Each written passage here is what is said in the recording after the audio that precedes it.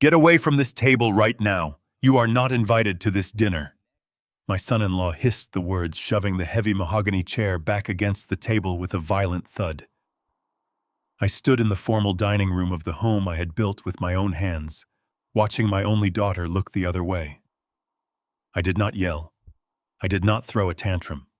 I simply walked to the front door and executed a structural command that left them completely trapped in the dark. My name is Bradley Cole.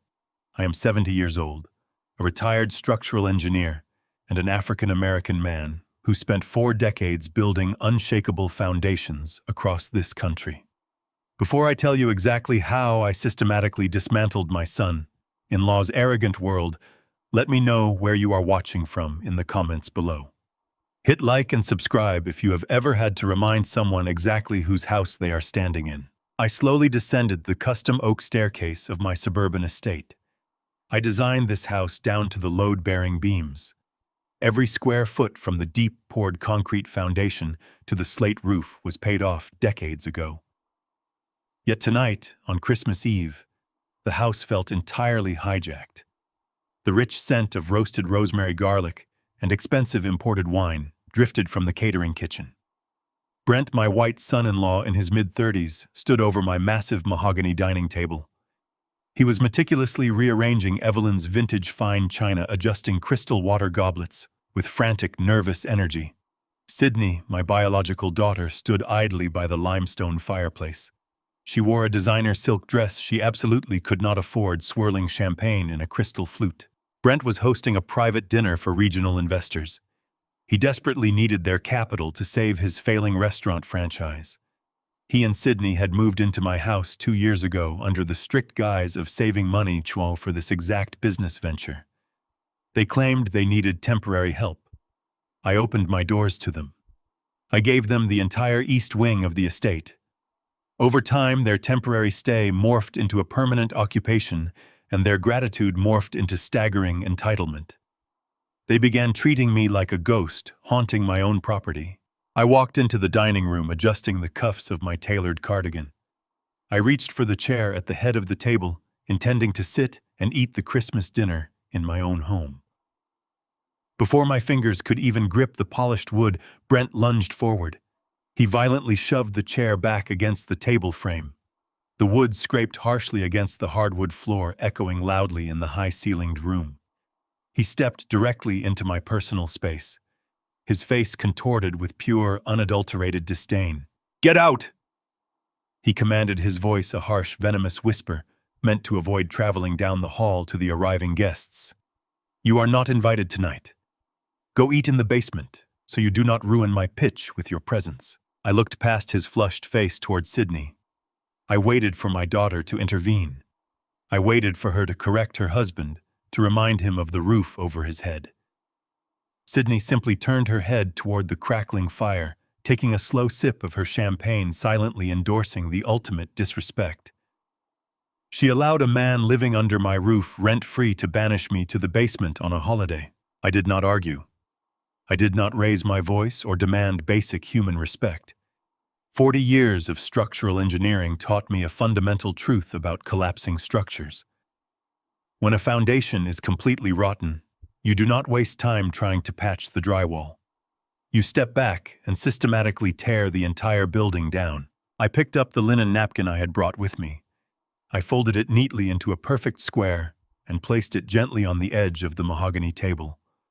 I turned my back on Brent and walked straight out of the dining room toward the front corridor. My footsteps were steady and measured on the floors I had installed myself. I reached the grand foyer and stood before a large, beautifully framed oil portrait of my late wife, Evelyn. I reached behind the heavy wooden frame and gently swung it outward on its hidden hinges. The portrait concealed a recessed state-of-the-art smart home control panel. I had personally wired this entire electronic grid when I upgraded the estate 5 years ago to accommodate Evelyn's medical needs.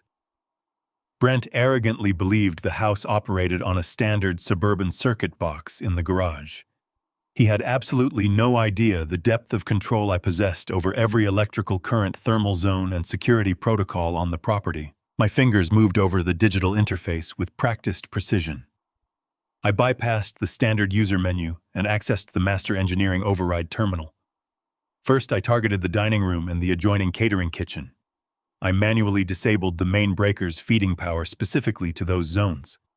I left the exterior decorative lights and the hallway sconces active, ensuring the outage appeared deliberate and isolated rather than a simple neighborhood blackout. Next, I accessed the exterior perimeter controls. I engaged the electronic security lockdown for the heavy steel driveway gates. The magnetic locks engaged with 1,000 pounds of force. I rerouted the manual gate override, deleting the keypad access codes Brent and Sydney used daily. I ensured the steel gates could only be opened from a secure mobile command token that solely existed on my encrypted smartphone. I closed the control panel, swung Evelyn's portrait back into its rightful place, and grabbed my heavy winter coat from the brass hook by the door. I stepped out into the freezing Christmas Eve night. The frigid air felt incredibly bracing against my face. I walked to my vehicle, started the engine, and pulled out of the heated garage.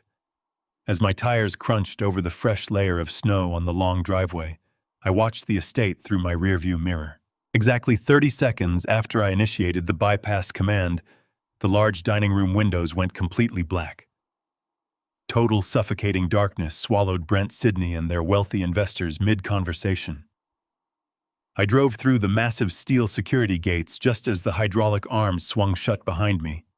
The magnetic locks engaged with a loud mechanical clang that echoed through the quiet suburban neighborhood. I merged onto the main road and drove toward a quiet 24-hour diner downtown.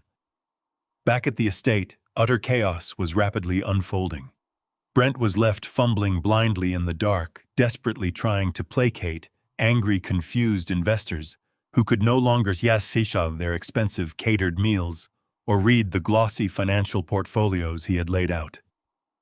When Brent finally realized the power was not coming back on, he tried to escort the furious investors off the property. They rushed to their luxury vehicles only to find the impenetrable steel gates completely unresponsive to the keypad. They were physically trapped in the freezing darkness of my property, unable to leave, unable to eat, and unable to conduct business. Brent's crucial pitch was completely destroyed. He had demanded I remove myself from his sight so he could project an illusion of total control, wealth, and sophisticated ownership. Instead, I gave him exactly what he asked for. I removed my presence entirely, and in doing so, I removed the very power source of his entire evening. I sat in a warm, brightly lit booth at the diner, ordering a plate of eggs and sipping bitter black coffee. I looked out the window at the falling snow, feeling a profound, chilling peace settle over my shoulders. I took another slow sip of my coffee, letting the bitter warmth ground me. I thought about the bridges and skyscrapers I had designed over my 40-year career. I had spent a lifetime calculating load distributions, predicting stress fractures, and anticipating structural failures long before they happened. Brent was no different than a poorly constructed building. He was built entirely on a foundation of unearned arrogance and borrowed money. He believed that because I was a 70-year-old African-American man who spoke quietly and kept to myself, I was somehow weak. He mistook my patience for senility. He mistook my generosity for submission. He failed to understand that an engineer never builds a fortress without ensuring he controls the master keys. Sitting in that diner, surrounded by the hum of the late-night staff, I began to draft the mental blueprints for my retaliation. I was not simply going to kick them out of my house. Eviction was too easy. I was going to systematically deconstruct every single lie they had built their lives upon. I was going to expose the rot in their foundation so thoroughly that they would never be able to rebuild their false reality again. The war had officially commenced, and I possessed the absolute advantage of total structural control. The morning sun glared off the fresh snow as I pulled my vehicle back onto my street. I had spent the entire night at the diner running structural calculations in my head, mapping out the precise demolition of my son-in-law's fraudulent empire. I pressed the secure command token on my encrypted smartphone. The heavy steel security gates of my estate glided open smoothly, responding instantly to the master override. I drove up the long, winding driveway. 4 luxury vehicles belonging to Brent's investors were still abandoned on the frozen grass, trapped overnight. The investors themselves were long gone, likely having abandoned their cars, and walked down the freezing road in absolute fury after their catastrophic evening. Two local police cruisers were parked directly in front of my porch. Their red and blue emergency lights flashed against the pale brick facade of my home. Brent stood on the front steps, shivering in a designer peacoat he had bought using my resources. Sydney stood tightly beside him with her arms crossed, glaring at my approaching car. Brent pointed aggressively at my vehicle as I parked. Two police officers immediately detached themselves from the porch and marched toward my driver's side door. Their postures were rigid hands resting cautiously near their utility belts. They had already been fed a carefully constructed narrative. I turned off the engine and stepped out of the car. I did not rush. I smoothed the lapels of my winter coat and met the officers with absolute unbothered calm. One of the officers, a young man with a tight jaw, stepped directly into my personal space. He asked if I was Bradley Cole. I confirmed my identity. He immediately adopted the slow, loud, and condescending tone reserved for dealing with confused children or the severely impaired. He informed me that my son-in-law had filed an emergency welfare report. He stated that I was experiencing a severe cognitive decline, that I had accidentally triggered a massive electrical malfunction, and that I had inadvertently locked several innocent people inside the property overnight. Brent walked down the steps, projecting an aura of exhausted sympathy. He told the officers that I had been suffering from paranoid delusions for months. He claimed I was a danger to myself and others. He explicitly demanded the officers file a formal incident report documenting my mental instability. He stated he needed the paperwork to secure an emergency medical guardianship to protect my assets and my safety. Sydney nodded vigorously in agreement, playing the role of the heartbroken, concerned daughter perfectly. She wiped a fabricated tear from her eye and told the police that my mind was simply gone. I stood silently in the freezing driveway, listening to them attempt to build a legal cage around me. They were actively weaponizing the police to strip away my fundamental human autonomy. They wanted to declare me incompetent so they could legally seize my house, drain my remaining accounts, and toss me into a state-run facility. They thought they had cornered an old, helpless man. They forgot they were attempting to outsmart a master structural engineer. I did not raise my voice to defend myself.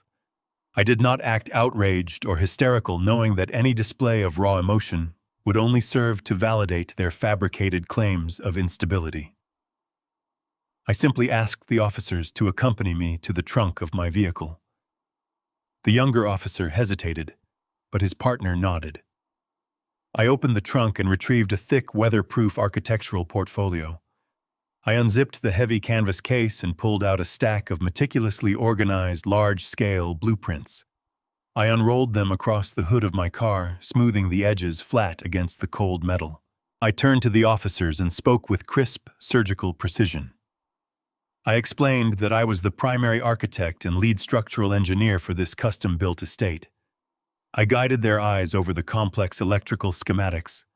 I pointed out the proprietary smart grid integration I had designed and installed 5 years ago. I detailed the precise voltage flow, the dedicated breaker zones, and the biometric security redundancies built into the perimeter gates. I quoted the exact municipal building codes and city electrical permits I had secured to legalize the installation. My voice was steady, authoritative, and completely devoid of any cognitive hesitation. I explained that the power outage in the dining wing was not a malfunction, but a targeted manual override executed from an encrypted terminal to which only I possessed the access codes. I stated that I had deliberately shut off the power to remove a hostile presence from my dining room after being verbally assaulted and banished to my own basement. The officers stared at the highly technical blueprints and then back at me. The condescension in their eyes instantly vanished, replaced by profound professional respect. They realized immediately they were not speaking to a senile old man. They were speaking to a brilliant, fully lucid expert. I reached into the inner pocket of my coat and produced a thick, embossed legal envelope. I withdrew the official property deed certified and stamped by the county clerk. I handed it directly to the senior officer. I instructed him to read the name listed as the sole proprietor of the estate. The officer scanned the document carefully.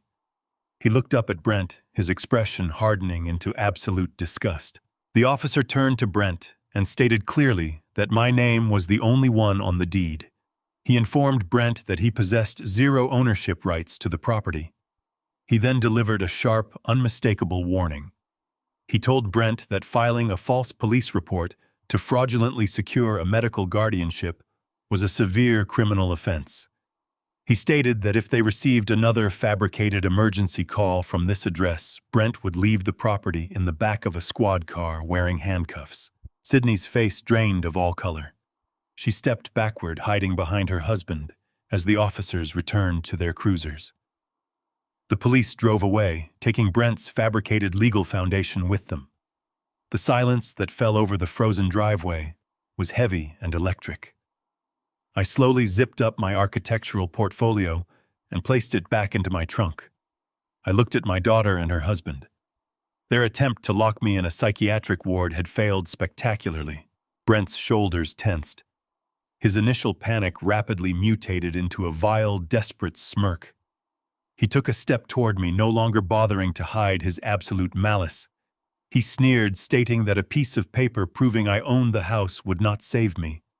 He muttered, his voice dripping with venom, that my bank accounts would soon tell a very different story about my competence. He boasted that I had no idea what was actually happening behind the scenes, and that by the end of the month I would be begging him for a place to sleep. He grabbed Sydney by the arm and stormed back into my house, slamming the heavy front door behind them. I stood alone in the cold morning air. Brent's final threat did not intimidate me. It activated every single warning system in my brain. He had spoken with the supreme confidence of a man who held a hidden structural advantage. He had heavily implied that my finances were already compromised. I did not go back inside the house. I got back into the driver's seat of my car and locked the doors. If Brent thought he could launch a covert financial attack against a man who spent his entire life calculating risk and stress testing materials, he had made a fatal miscalculation. I started the engine and turned the heater on, feeling the warmth thaw my freezing hands. I pulled my phone from my pocket and looked at the time. The banks had just opened for the day. I shifted the car into drive and headed straight for the financial district. I was going to follow the money, uncover the rot, and prepare to bring his entire world crashing down. I pulled my sedan into the reserved parking tier of First Sterling National. The biting cold of the morning felt distant now, completely overshadowed by the chilling precision of Brent's parting words. He had spoken with the reckless bravado of a man who held a winning hand. A man does not brag about an adversary's bank accounts unless he has already been inside them. I walked through the heavy glass doors of the bank, my structural engineering background shifting my mind into a state of forensic analysis. I approached the teller counter, the polished marble feeling cold beneath my fingertips, and requested a complete physical printout of my primary estate trust account, my secondary operational funds, and my emergency reserves. The young teller typed my account numbers into her terminal, frowned, and asked for my secondary digital authorization code. I informed her I had never set up digital authorization for my primary trust. I am a man who prefers paper ink and tangible records. The teller looked at her screen, her expression shifting to professional concern. She explained that 8 months ago, all paper statements connected to my home address had been officially canceled. Every single piece of financial correspondence, every alert, and every quarterly review had been rerouted to an encrypted online portal. An email address I did not recognize, bearing a combination of Sydney's middle name and Brent's birth year, was listed as the primary administrative contact. My internal alarm blared with deafening clarity. I had built bridges that withstood Category 5 hurricanes by recognizing microscopic stress fractures in the steel long before they snapped. This was not a microfracture. This was a deliberate, systematic dismantling of my financial security barrier. Brent and Sydney had built a digital wall around my own money, isolating me from my personal ledgers, while they lived rent-free in the east wing of my home. They had blinded me to my own assets. I did not raise my voice at the teller. I did not display a single ounce of panic. I simply asked to see the branch manager immediately.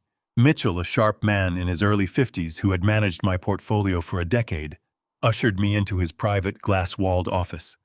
I sat in the leather chair across from his massive mahogany desk and instructed him to bypass the digital portal entirely and pull the raw, unfiltered transaction history for the past year. Mitchell typed rapidly, his brow furrowing deeper as the data populated his dual monitors. He turned one screen toward me, the bright blue light illuminating the grim reality of my finances. A massive, glaring red flag sat at the very top of the ledger. A commercial line of credit totaling $250,000 had been drawn directly against the equity of my fully paid-off suburban estate. I stared at the numbers. The funds had not been sitting idle in a reserve account. They had been aggressively funneled out in large systematic transfers into a corporate account registered to Brent's restaurant franchise. He was bleeding my home dry to keep his failing kitchen afloat. Mitchell pulled up the original loan origination documents from the bank's secure digital archive and printed them out. He handed me the warm, freshly printed pages. There on the bottom line of the guarantor agreement was my signature. It was a remarkably good forgery. The loop of the B and the sharp angle of the C in Bradley Cole mimicked my handwriting style almost perfectly. But 40 years of signing off on rigorous municipal blueprints trains a man to know the exact pressure, rhythm, and flow of his own pen. The signature on the paper lacked the slight structural pause I always make between my first and last name. It was drawn with the swift, nervous energy of a thief. Brent had not just stolen money. He had weaponized my estate to fund his failing culinary ambitions, using the roof over my head as collateral for his arrogant risks. I looked at the secondary authorization signature next to mine. Sydney's name sat in stark black ink. She had legally vouched for the forged document as a secondary guarantor. My biological daughter had sat in a room, looked a loan officer in the eye, and watched her husband steal $250,000 from the father who housed them. Mitchell reached for his desk phone, his face pale with sudden realization. He offered to instantly freeze the accounts and immediately contact the bank's internal fraud department to launch a full criminal investigation. I placed my hand firmly over his, stopping him before he could lift the receiver. I instructed him to leave the accounts completely active and untouched. Freezing the funds now would send an automated security alert directly to the unauthorized email portal Brent controlled. It would give them time to panic, destroy secondary evidence, move the remaining cash, and fabricate a defense. I needed them completely blind, operating under the absolute illusion that their digital fortress was still impenetrable. I requested certified hard copies of the loan origination forms, the transfer ledgers, and the digital login IP logs. Mitchell stamped and sealed the documents in a thick manila envelope, handing it to me with a look of profound sympathy. I left the bank and drove straight to an independent federal-level handwriting analyst I knew from my days auditing municipal construction bids. I handed him the forged loan agreement and a dozen authentic samples of my signature from my engineering logs. I paid his expedited retainer in cash, demanding a certified report within 48 hours. I walked out of his office with a heavy, irrefutable truth resting on my shoulders. I was not dealing with a simple family dispute over boundaries or respect. Sydney was not a passive victim of Brent's arrogance or a naive wife caught in the crossfire. She was a fully complicit architect in federal financial fraud. They had tied a $250,000 anchor to my neck and were waiting for me to drown in a state-run mental facility before the bank could ever collect the debt. I started my car, the heater blasting against the harsh winter chill. If they wanted to play a high-stakes game of corporate leverage using my foundation, I was going to teach them exactly what happens when you build on stolen ground. I put the car in gear and drove toward the one place where Brent's fake empire was visibly crumbling. I drove back to my estate with the certified handwriting analysis resting on the passenger seat. The winter sun hung low in the sky, casting long, sharp shadows across the frosted lawns of my neighborhood. I pulled into the garage, turned off the ignition, and sat in the quiet cabin of my car for exactly 1 minute. I used that 60 seconds to bury the last remaining ounce of paternal sentiment I held for my biological daughter. 40 years ago, I held Sydney in the delivery room and promised to protect her from the cold, unforgiving world. Today, I needed to protect myself from her. I grabbed the heavy manila envelope containing the forged bank documents and unlocked the door leading directly into the kitchen. The house was unnervingly quiet. Brent was out, likely attempting to placate the wealthy investors he had alienated and trapped the night before. Sydney stood at the massive granite island in the center of the kitchen. She wore expensive cashmere loungewear, scrolling through her smartphone, while a high-end espresso machine whirred in the background. She did not look up when I walked in. She simply assumed I would quietly retreat to my room, just as I had done for the past 2 years, to keep the peace. I did not retreat. I walked directly to the granite island and stood across from her. I unclasped the envelope. I pulled out the crisp, undeniable copies of the $250,000 commercial line of credit. I laid the first page flat on the granite. I placed the signature page directly beside it. Finally, I set down the printed digital access logs, proving my bank statements had been diverted to a covert email address. I aligned the papers with the exact precision of an architectural draft. Sydney finally looked up from her screen. Her eyes darted to the documents.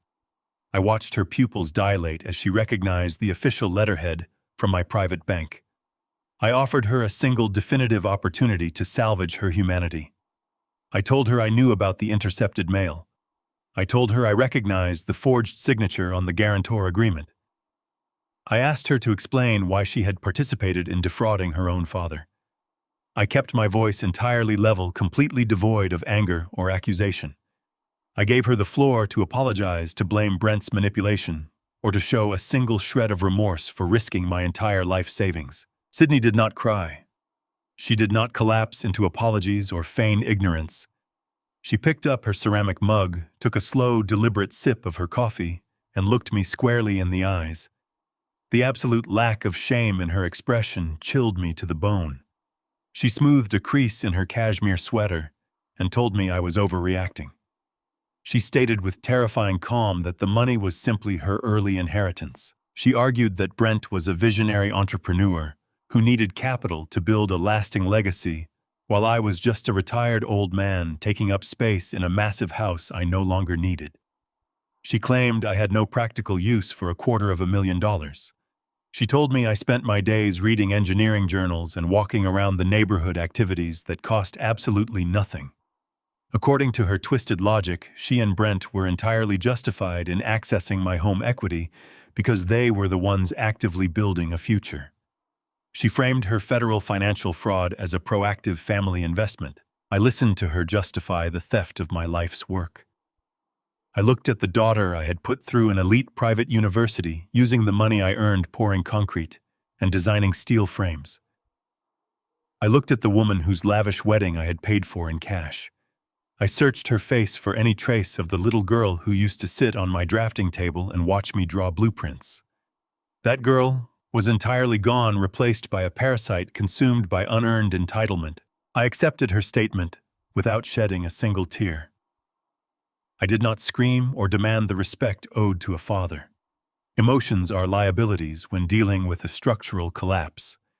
You do not mourn a rotten support beam. You remove it before it compromises the entire building. The compliant, accommodating father vanished completely in that kitchen. The calculating, methodical, structural engineer took absolute control. I looked at Sydney not as my child, but as a critical vulnerability in my personal perimeter. I informed her that her early inheritance was a felony.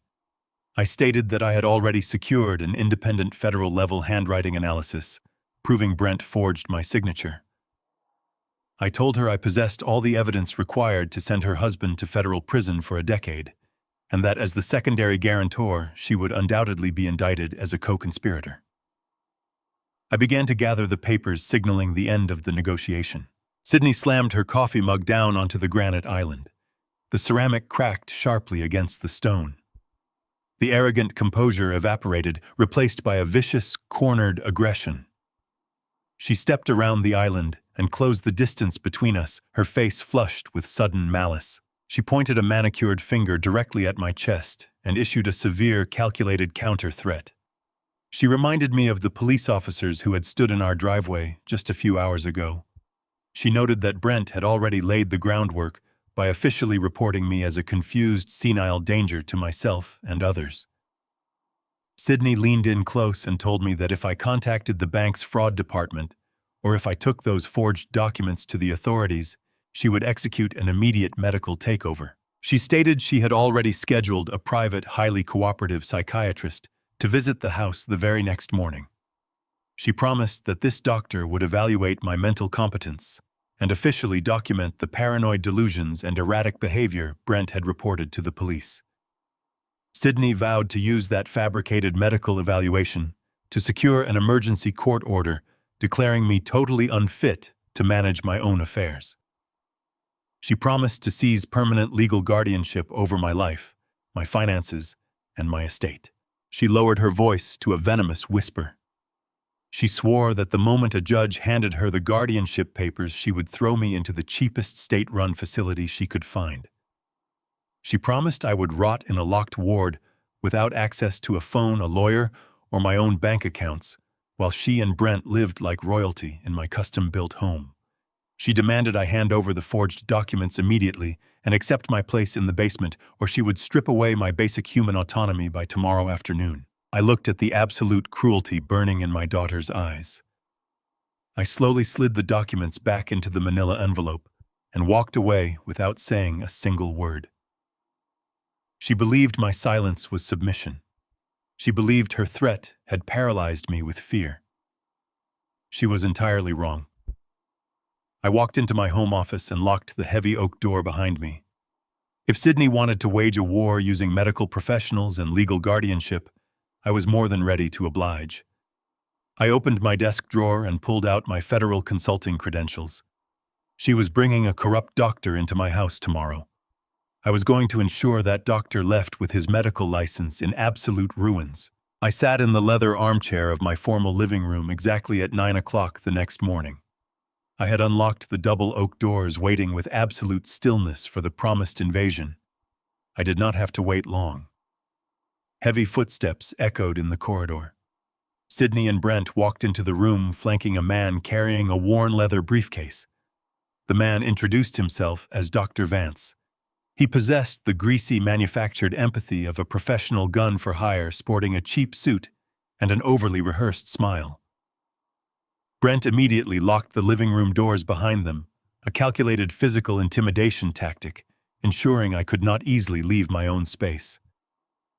Sydney took up a position by the limestone fireplace. She crossed her arms tightly, projecting an aura of false sorrow and deep familial concern. Dr. Vance did not ask for my consent to begin an evaluation. He did not present his medical credentials or explain the legal basis for his presence in my home. He simply sat down on the sofa directly opposite my armchair, pulled a yellow legal pad from his briefcase, and began his performance. He spoke to me in a slow, painfully exaggerated tone, the exact cadence a person uses when addressing a confused toddler or a stray animal. He asked me to state my full name and my date of birth. He asked me to identify the current year and the name of the current president.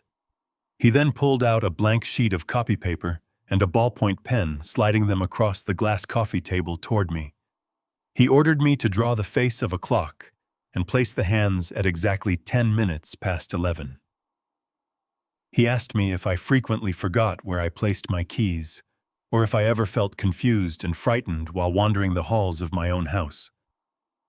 Every single question was a calculated rudimentary trap designed to manufacture a diagnosis of severe cognitive decline.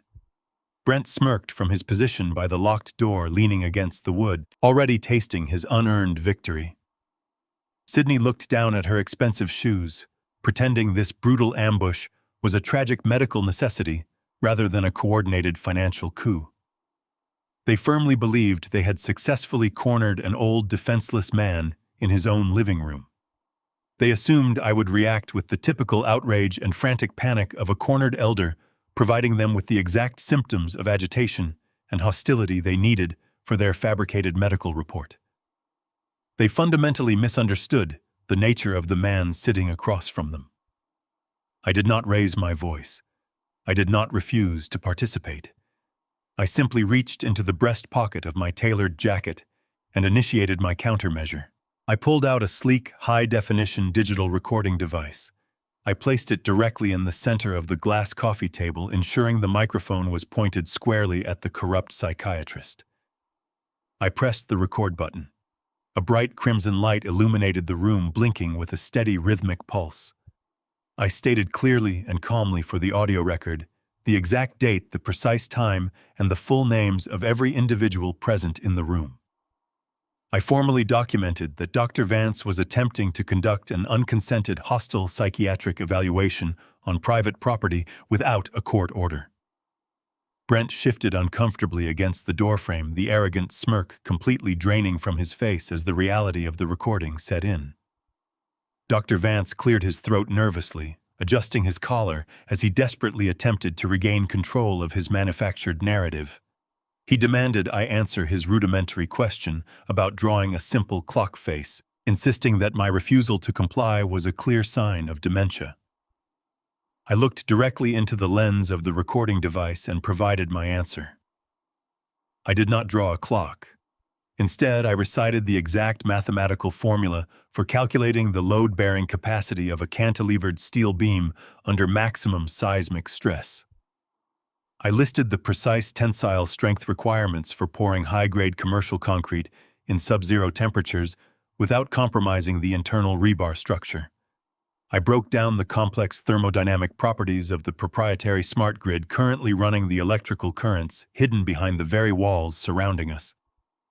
I spoke for 5 uninterrupted minutes, delivering a flawless, highly technical lecture on advanced structural physics that far exceeded the intellectual capacity of anyone else in the room.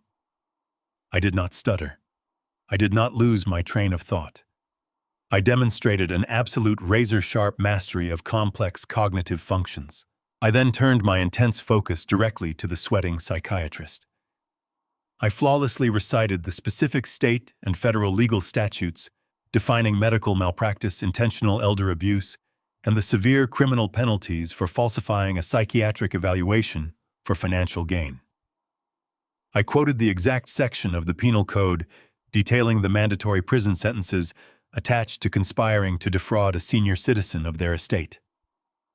I explained the rigorous, unforgiving process of reporting an unethical medical practitioner to the state licensing board. I detailed exactly how a single high-definition recording of a fraudulent evaluation could result in the immediate and permanent revocation of his medical license, followed by swift federal prosecution. The room fell into a suffocating, terrifying silence. The mechanical empathy completely vanished from Dr. Vance's face, replaced by raw, unadulterated panic. He looked at the glowing red light of the recording device, then looked at Brent in absolute horror, realizing instantly that he had been dragged into a massive, inescapable legal trap. He had expected to bully a senile old man into signing away his estate. He suddenly realized he was sitting across from a fully lucid, highly educated engineer who was actively building an ironclad criminal case against him. I reached into my inner jacket pocket one final time. I withdrew a thick, sealed envelope bearing the official embossed emblem of the United States Department of Transportation. I slid the heavy envelope across the glass table until it rested directly against Dr. Vance's trembling hands. I instructed him to open it and read the contents aloud for the audio recording. His fingers shook violently as he broke the federal seal. He pulled out a certified federal-level medical clearance form. The document explicitly proved that just 3 weeks ago I had passed a rigorous multi-day psychological and cognitive fitness examination mandated by the federal government. I had secured this elite clearance to serve as a senior consulting engineer on a massive multi-billion-dollar state infrastructure project. The certified document declared my mental acuity, memory retention, and analytical processing to be in the top percentile of the population. Dr. Vance read the federal seals, the watermark, and the signatures of 3 independent, highly decorated government psychiatrists. He dropped the paper onto the glass table as if the document had physically burned him. He did not say a single word to Brent or Sydney. He frantically shoved his blank legal pad back into his worn briefcase, snapped the brass clasps shut, and practically sprinted toward the living room doors. He shoved a stunned Brent out of the way, aggressively unlocked the heavy oak doors, and fled my house as fast as his legs could carry him, desperate to outrun the imminent destruction of his medical career. The front door slammed shut in the distance, the sound echoing through the quiet estate. Sydney covered her mouth with both hands, trembling in absolute shock. Her airtight plan to seize legal guardianship had entirely disintegrated in less than 10 minutes. Brent stared at the empty space on the sofa, where his hired gun had just been sitting. The crushing realization of his total failure washed over him. He looked at me sitting calmly in my armchair, the recording device still actively capturing his every breath. He realized in that agonizing moment that he could not beat me using the law or the medical system. His face twisted into a mask of pure, vindictive desperation. He pointed a shaking finger at me and swore that if he could not take my house legally, he would bleed me dry until I had absolutely nothing left to my name. He vowed to completely destroy me financially. I turned off the recording device and slipped it smoothly back into my pocket. If Brent truly believed he could win a financial war against the man who quietly owned the massive debt, holding his entire life together, he was about to face the most devastating structural collapse of his miserable existence. Brent's desperate threat to bleed me dry echoed in the quiet of my home office, but it did not instill fear. It provided me with a precise target. A structural engineer knows that when an adversary threatens your foundation, you do not simply reinforce your walls. You immediately inspect theirs for fatal stress fractures. Brent constantly boasted about his rapidly expanding restaurant franchise, using it as the ultimate justification for his arrogant behavior and his unauthorized use of my home equity. He paraded around my estate acting like a culinary tycoon on the verge of taking his company public. I decided it was time to conduct an unannounced on-site inspection of his highly praised flagship location. I drove across town on a Tuesday afternoon during what should have been the peak lunch rush. I parked my car 2 blocks away and walked the remaining distance, pulling the collar of my heavy coat up to obscure my face. I stepped into the dimly lit foyer of Brent's establishment and immediately encountered the undeniable stench of impending failure. The restaurant was practically abandoned. A massive dining room designed to hold 200 patrons currently seated exactly 6 people. The hostess stand was completely empty. I waited for 10 minutes before a severely apathetic waiter finally emerged from the kitchen, staring intently at his smartphone. He seated me at a corner booth with a heavily stained, sticky wooden table. I ordered a simple black coffee and a plate of fries, utilizing the quiet corner to observe the operational mechanics of the business. The structural decay was everywhere. I watched the bartender pour cheap liquor from premium bottles. I observed a cook emerge from the swinging kitchen doors, wearing a deeply soiled apron, wiping his unwashed hands directly onto the fabric, before grabbing fresh bread rolls for another table. A distinct trail of grease spanned the length of the dining room floor, an explicit and blatant violation of municipal health and safety codes. The service was abhorrent, the atmosphere was depressing, and the food when it finally arrived was entirely inedible. Brent was not a visionary entrepreneur building a corporate empire. He was a deeply incompetent manager presiding over a rapidly sinking ship. He was projecting an illusion of immense success to his wealthy investors and my daughter, while hiding the stark reality of his absolute operational incompetence. I left a $20 bill on the sticky table and walked out of the establishment without taking a single bite of the food. Visual evidence of failure was a good starting point, but I required concrete, undeniable financial data to fully understand the scope of his liability. I drove back to my home office and booted up my secure desktop computer. During my 40 years managing massive federal infrastructure projects, I regularly audited the complex financial portfolios of heavy construction contractors to ensure they possessed the capital to complete their municipal bids. I maintained highly specialized corporate connections and retained access to elite commercial background checking databases. I ran a comprehensive search on the exact limited liability company registered to Brent's name. The digital search results populated on my dual monitors in a matter of seconds, painting a picture of absolute financial devastation. Brent was not merely struggling to turn a profit. He was actively drowning in a catastrophic ocean of high-interest corporate debt. The detailed ledger revealed severe state tax liens placed against his operating licenses for failure to pay payroll taxes over the last 4 quarters. He had dozens of outstanding, severely delinquent invoices from his primary meat and produce vendors.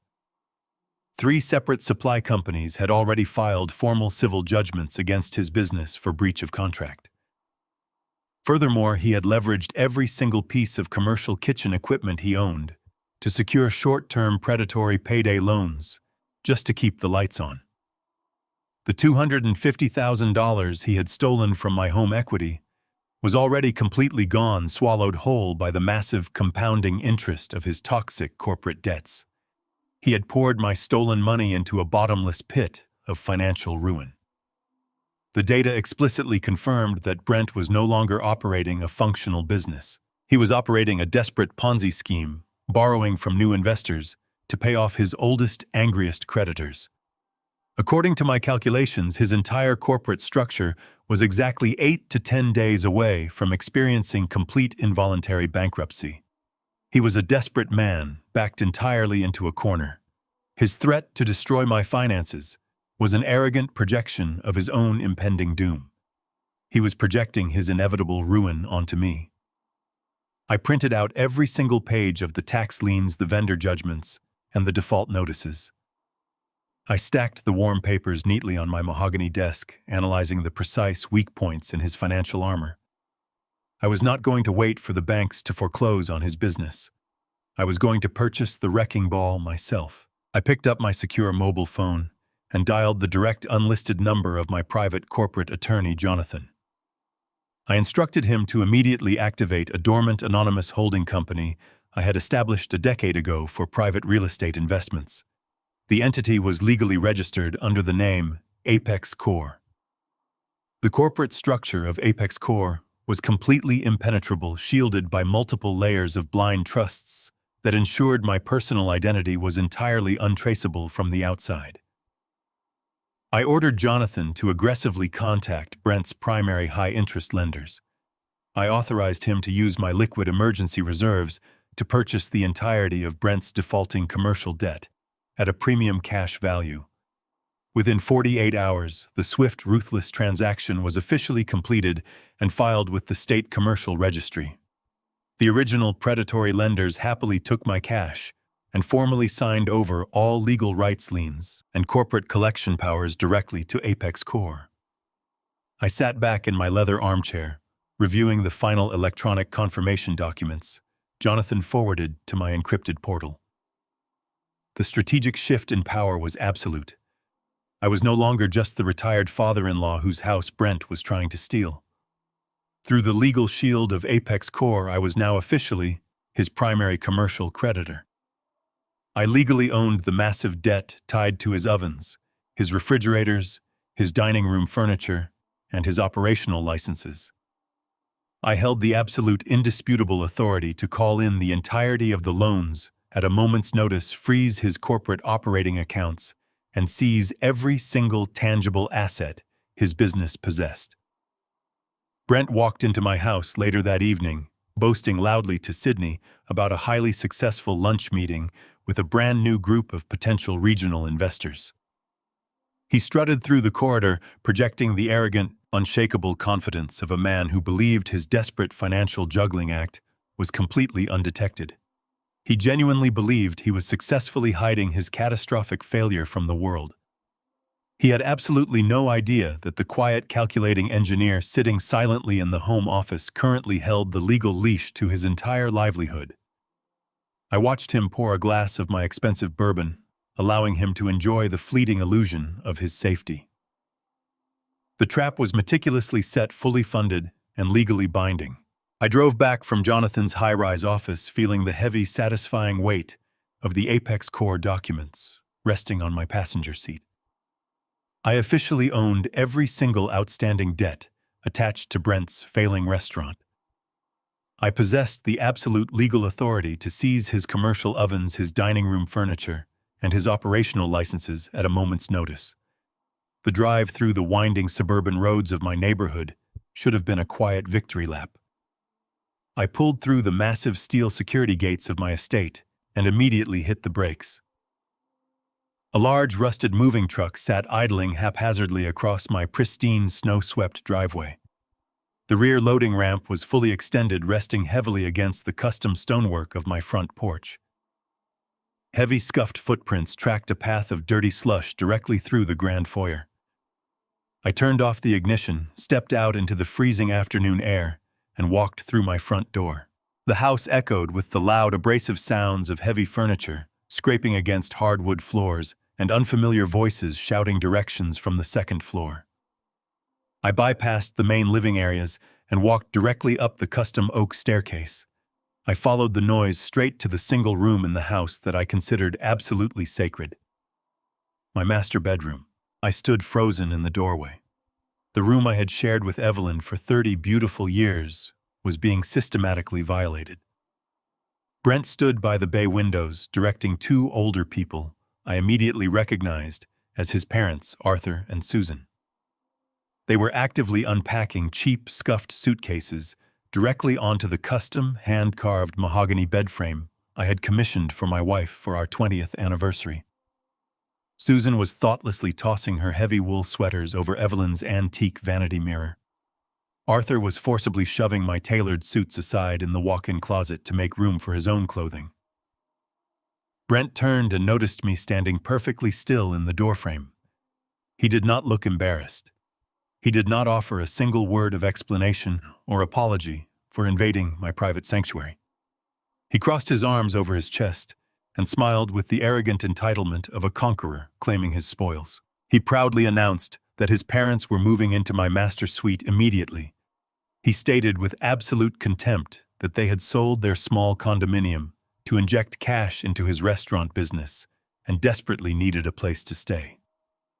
He looked around the massive sunlit room and told me that the estate was simply too large for one old man to occupy alone. He ordered me to clear out my remaining belongings by nightfall and relocate permanently to the small guest room in the basement. He declared that my time occupying the primary suite of my own home was officially over. I did not shout. I did not engage in a frantic emotional screaming match with a man who believed he held the high ground. A structural engineer understands that when a foreign element introduces critical stress to a load-bearing column, you do not negotiate with the weight. You remove it immediately. I crossed the threshold into the master bedroom with slow, methodical, and entirely silent footsteps. I walked directly past Brent, completely ignoring his arrogant demands. I approached the mahogany bed. Susan looked up, offering a tight, uncomfortable smile, clearly expecting a polite, accommodating greeting from the submissive old man her son had described. I did not return her smile. I reached out and took the stack of wool sweaters directly from her hands. I folded them with sharp, precise movements and placed them back into the open hard-shell suitcase resting on the mattress. I turned to the antique vanity, gathered the assorted toiletries she had scattered across the glass, and dropped them into the side pockets of the luggage. I moved into the walk-in closet. I pulled Arthur's garments off my cedar hangers, folded them into tight squares, and packed his suitcase with the relentless mechanical efficiency of an industrial machine. Brent's arrogant smirk vanished instantly. He lunged forward, grabbing my shoulder in a desperate attempt to physically halt my progress. He raised his voice, shouting that I had absolutely no right to touch his parents' belongings. I forcefully shrugged off his grip without breaking my rhythm. I zipped the first heavy suitcase shut, the metallic sound echoing sharply in the tense room. I grabbed the heavy plastic handle, lifted the 50-pound bag effortlessly, and walked straight out of the bedroom. I carried the luggage down the oak staircase, walked across the grand foyer, and stepped out onto the front porch. I hoisted the bag over the railing and dropped it squarely onto the frost-covered front lawn. It landed with a heavy, satisfying thud in the deep snow. I returned upstairs, bypassed a screaming Brent, and grabbed the second suitcase.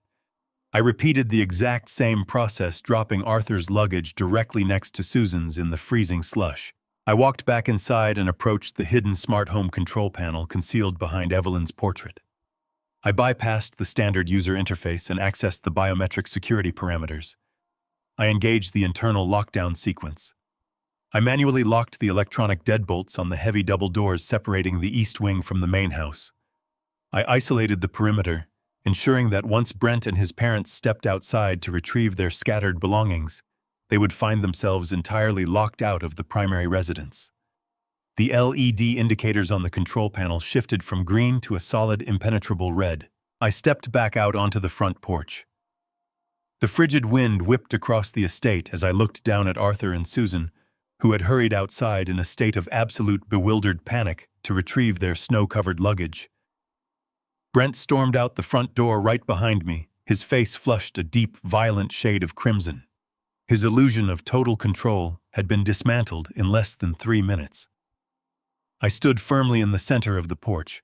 I looked up to ensure the high-definition motion-activated security cameras mounted beneath the eaves were recording every single frame of the interaction with perfect clarity. I squared my shoulders and looked directly at Brent's parents. I did not yell. I projected my voice with the booming, unshakable authority of a man dictating terms on his own property. I issued them a formal, legally binding trespassing notice. I stated clearly for the audio recording that they had illegally entered my private residence without my consent. I informed them that they had exactly 60 seconds to remove themselves and their vehicle from my property boundaries before I contacted the county sheriff to have them arrested and forcibly removed for criminal trespassing. I turned my back to them, grabbed the heavy brass handle of the front door, and prepared to step back inside my secure home. The sheer disrespect to his fabricated authority and the utter humiliation of watching his parents get thrown out into the snow pushed Brent completely over the edge.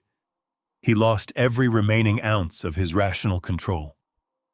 He lunged across the porch. He slammed both of his hands violently into the center of my back. The sheer physical force of the sudden attack launched me forward. I slammed hard against the heavy oak doorframe. My shoulder absorbed the brutal impact, sending a sharp, brilliant flash of pain radiating down my arm and across my chest. I hit the wooden floorboards of the foyer, gasping for breath as the cold air rushed into my lungs. Brent stood over me, his chest heaving, his fists clenched, screaming that I would pay for humiliating his family. I stayed on the floor, registering the throbbing pain in my shoulder, but a cold, triumphant clarity washed over my entire mind. I looked up at the blinking red light of the high-definition security camera mounted directly above the doorway. It had captured the entire unprovoked violent assault in crystal-clear resolution. Brent had just handed me the ultimate tactical weapon. He had committed a felony physical assault against a 70-year-old senior citizen on camera. He had just provided me with the exact irrefutable legal ammunition required to secure a permanent, devastating restraining order. I woke up the next morning before dawn. A dull, throbbing ache radiated deep from my right shoulder, a stark physical reminder of Brent violently slamming me against the heavy oak doorframe the previous afternoon. I did not take any pain medication. I wanted to feel the ache. It kept my mind perfectly sharp and focused on the task at hand. I brewed a cup of dark coffee and sat at my kitchen island in the early morning silence, waiting for Brent's next inevitable move.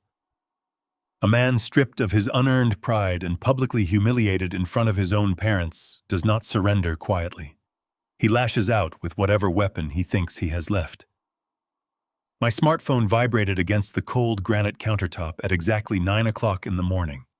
It was an automated high-priority security alert from my primary financial institution, completely separate from the private bank holding the fraudulent commercial line of credit.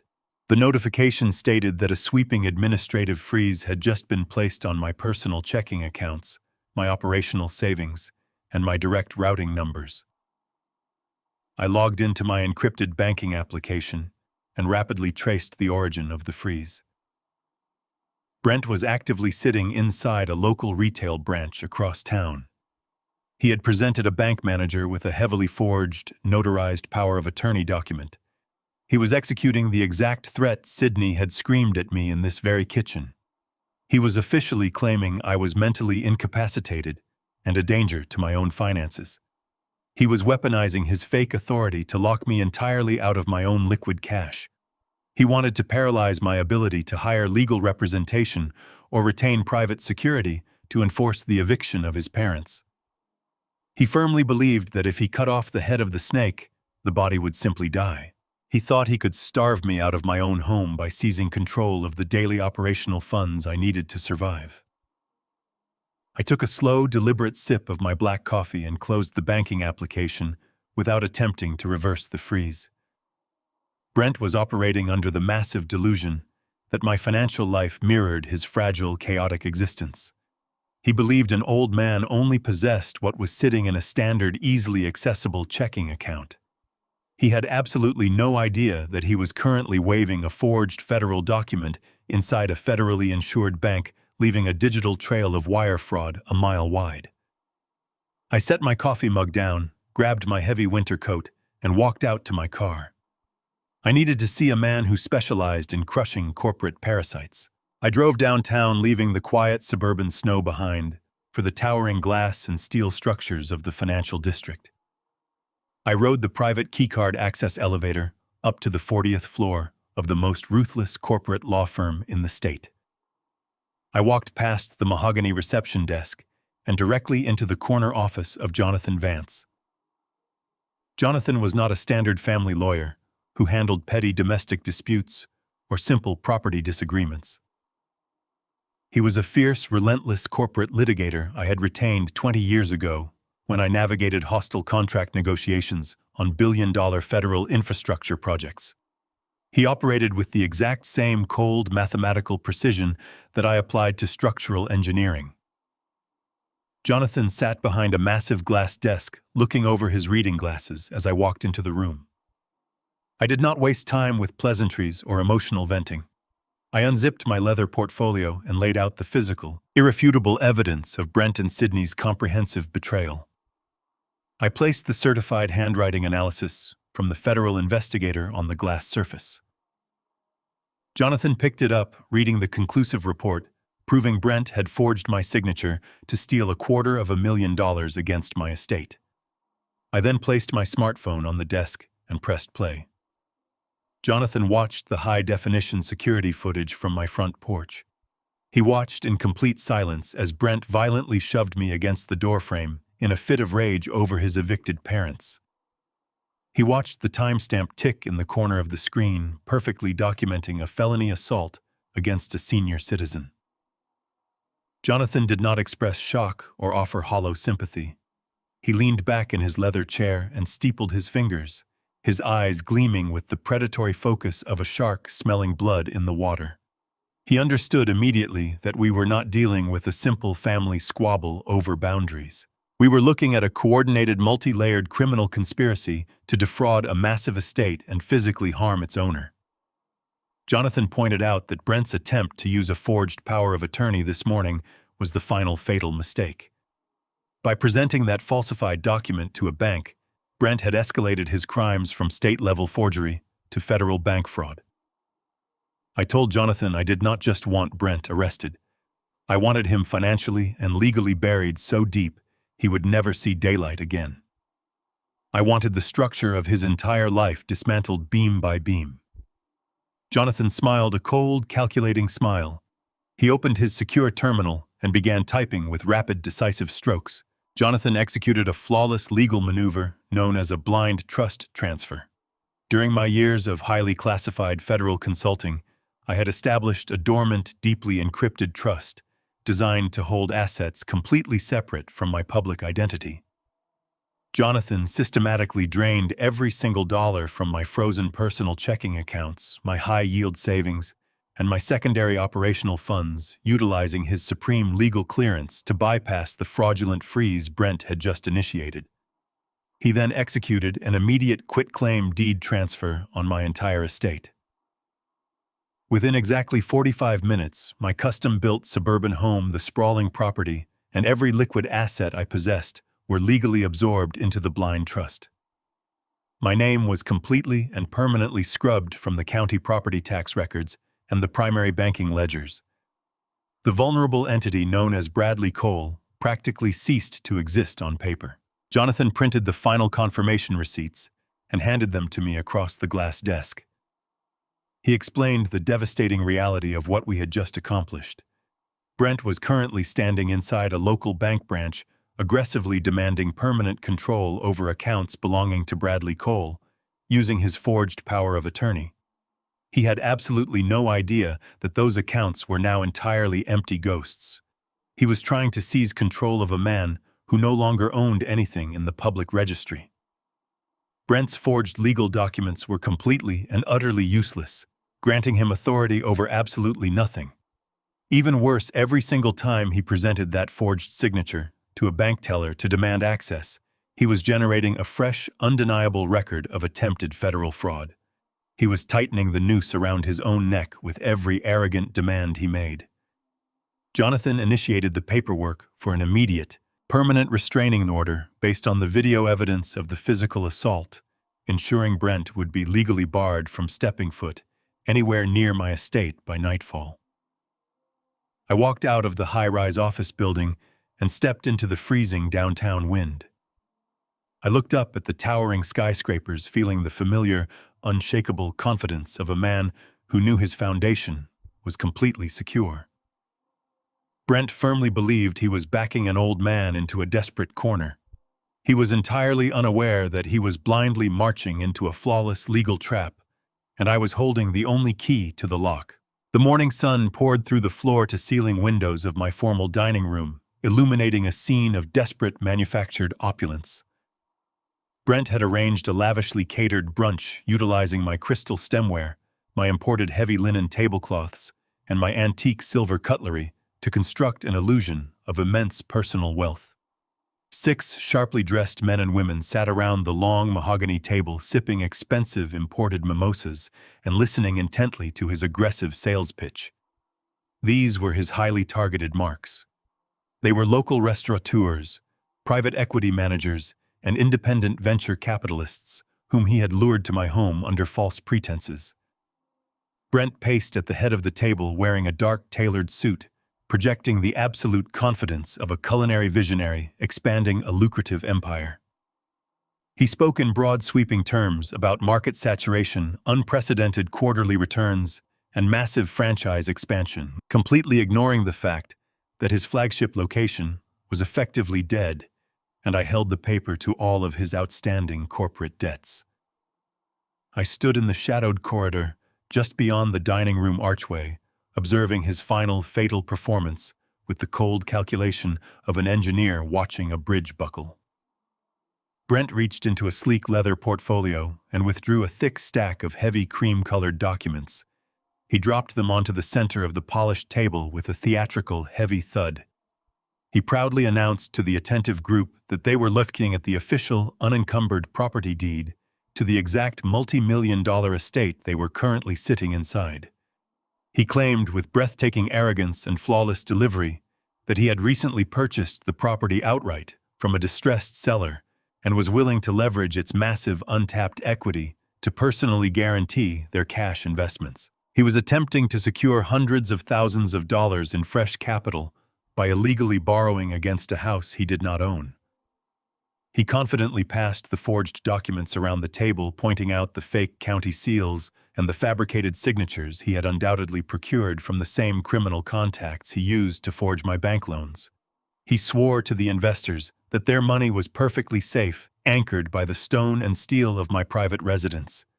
He was committing blatant, brazen investment fraud right in my dining room, digging a criminal hole so deep that no bankruptcy lawyer could ever pull him out. He smiled as the investors nodded approvingly, their initial skepticism dissolving under the sheer weight of his fabricated collateral.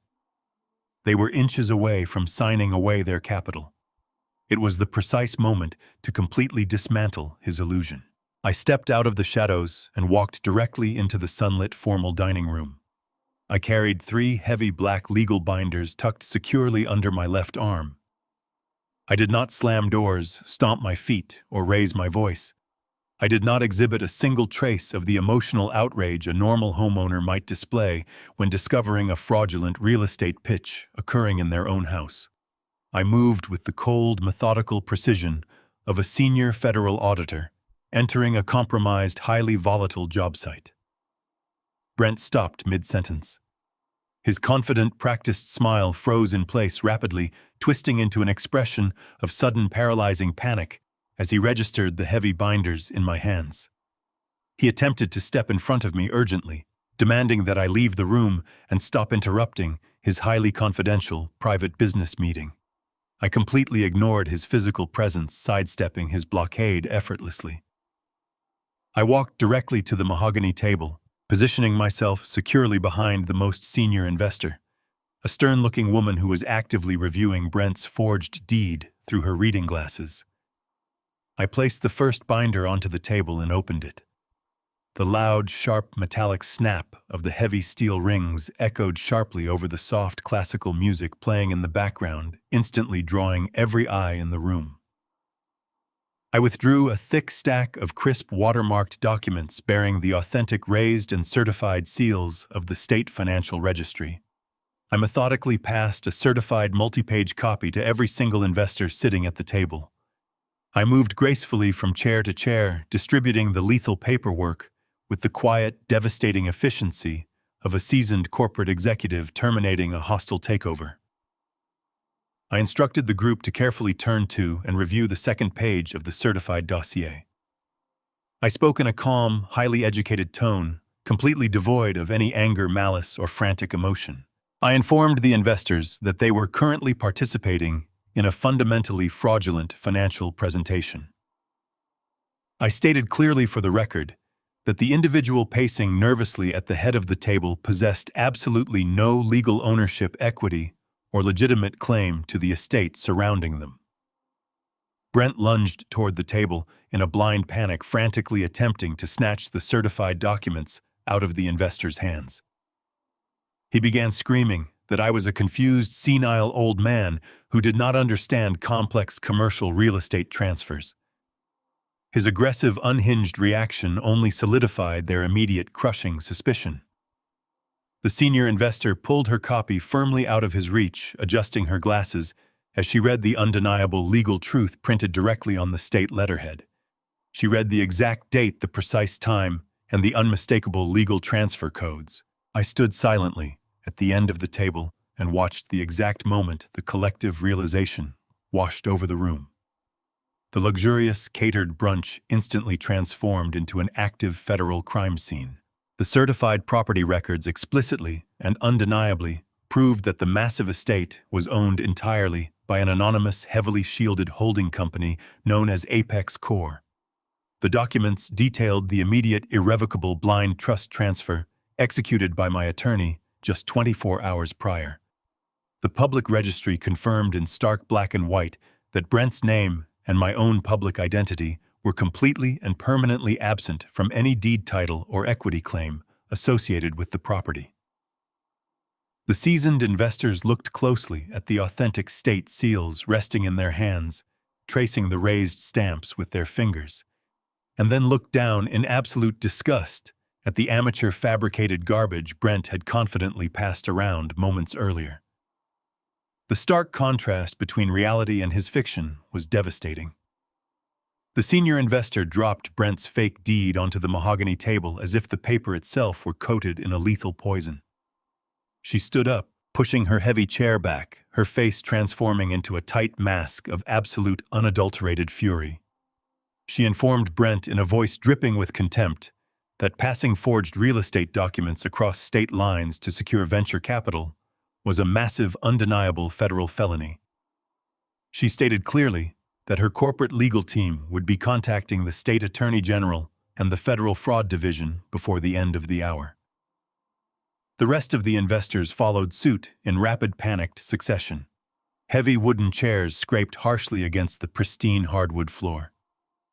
They grabbed their expensive wool coats and leather briefcases, moving with the urgent, terrified energy of people desperately fleeing a burning building. They demanded the immediate, unconditional return of their initial good-faith cash deposits, promising severe, merciless litigation and immediate police involvement if a single dollar was missing from their holding accounts by the end of the business day. Brent scrambled frantically around the long mahogany table, pleading with them to sit back down.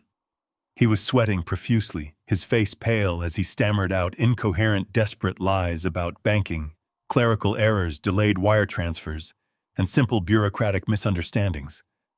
They did not even bother to look back at him. The heavy front door slammed shut in the distance, taking his very last ounce of financial salvation with them. Brent stood completely alone in the center of the massive dining room, surrounded by half-eaten gourmet-catered food and the scattered, undeniable wreckage of his shattered corporate fraud. His chest heaved violently as he stared down at the state-certified documents, proving his total, inescapable defeat. He had arrogantly tried to use my home as a lifeline, and I had efficiently turned it into his absolute execution block. He was already drowning in massive state tax liens crushed by aggressive vendor judgments, and now he was facing imminent, unavoidable federal prosecution for severe investment fraud. He looked up at me, his eyes wide and hollow, with the crushing realization that he was entirely permanently ruined. He had absolutely nothing left to leverage, nothing left to sell, and nowhere left to run. Brent stood completely paralyzed among the ruins of his catered brunch, staring hollowly at the certified documents that sealed his fate. Before the crushing silence of the dining room could fully settle, the rapid, aggressive clicking of high heels echoed down the hardwood corridor. Sydney stormed into the room. Her face was contorted into a tight mask of absolute, unadulterated fury. She had clearly watched the wealthy investors flee the estate from an upstairs window and rushed down to survey the damage. She looked at the abandoned plates of gourmet food, the overturned heavy wooden chairs, and the state property records scattered across the mahogany table. She did not ask for a rational explanation. She did not express a single ounce of concern for the obvious legal and federal jeopardy her husband was currently facing. She instantly identified me as the sole architect of their immediate destruction and unleashed a blind, vicious rage. She marched across the formal dining room and stopped mere inches from my face. She screamed with a shrill, piercing intensity that rattled the crystal stemware. She accused me of purposefully sabotaging Brent's brilliant corporate future out of petty jealousy and vindictive spite. She shrieked that I had intentionally humiliated them in front of the city's most elite financial backers. She completely ignored the undeniable documented fact that her husband had just attempted to commit massive federal-level investment fraud, using my home as fake collateral. In her twisted, deeply entitled logic, my refusal to allow them to illegally leverage my multi-million-dollar estate was an act of unforgivable malice. I was simply a cruel, selfish old man standing in the way of her rightful luxury. Sydney pointed a perfectly manicured finger directly at my chest and issued a severe, calculated ultimatum. She demanded I immediately contact Jonathan, dismantle the protective blind trust, and sign the entire estate over to Brent's holding company before the furious investors contacted the authorities. She insisted I use my vast liquid cash reserves to pay off Brent's massive restaurant debts and save him from federal prosecution. If I refused to surrender my entire life savings to them immediately, she promised to cut me out of her life permanently. She weaponized her future children, swearing I would die a lonely, miserable old man who would never be permitted to see or hold his future grandchildren. She used the sacred concept of family as a blunt instrument of extortion, offering her conditional affection strictly in exchange for my total financial surrender. I stood perfectly still in the sunlit dining room and looked at the woman screaming inches from my face. I searched her flushed, angry features for any remaining trace of the daughter I had raised. I looked for the young girl who used to sit beside my drafting table, the college student whose expensive tuition I had paid in full in cash, the bride whose lavish wedding I had proudly financed without a second thought. That person was entirely eradicated.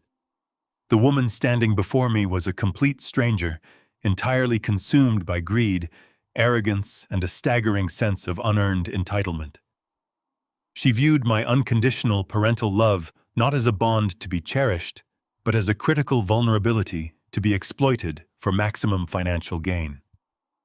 She honestly believed that the severe threat of isolation would shatter my resolve and force me back into absolute submission. She expected me to crumble. She anticipated tears, frantic apologies, and a desperate plea to keep my family intact at any cost. She relied on the traditional dynamics of parental guilt to override my rational judgment. She fundamentally misunderstood the strict mechanics of a structural collapse. When a load-bearing pillar is compromised beyond repair by internal rot and decay, you do not lean on it and hope the structure holds. You do not negotiate with a failing foundation. You sever the connection and remove the hazard before the resulting devastation brings down the entire building. Sydney was no longer a foundational support in my life. She was a highly toxic liability actively trying to engineer my total ruin. I maintained absolute unbroken silence until her screaming finally subsided into heavy, ragged breathing. I looked directly into her eyes with a cold, unwavering focus. I did not raise my voice or attempt to match her hysterical energy. I spoke with the calm, methodical detachment of a senior engineer finalizing a demolition order. I informed her that her terms were completely understood and unequivocally accepted. I stated clearly that I would not dismantle the Apex Core blind trust. I would not pay a single cent toward Brent's fraudulent commercial debts. I would not intervene to shield him from the severe federal consequences of his own criminal actions. I accepted her threat of permanent isolation without a single moment of hesitation. I told her that a family built on a foundation of extortion and conditional love was a worthless, unstable structure. I accepted her departure from my life not as a tragic loss, but as a necessary liberation. The absolute lack of emotion in my voice caught her completely off guard. The righteous fury drained from her face, replaced by a flickering shadow of genuine creeping uncertainty. She had played her ultimate trump card, and it had failed to inflict even a minor scratch on my armor.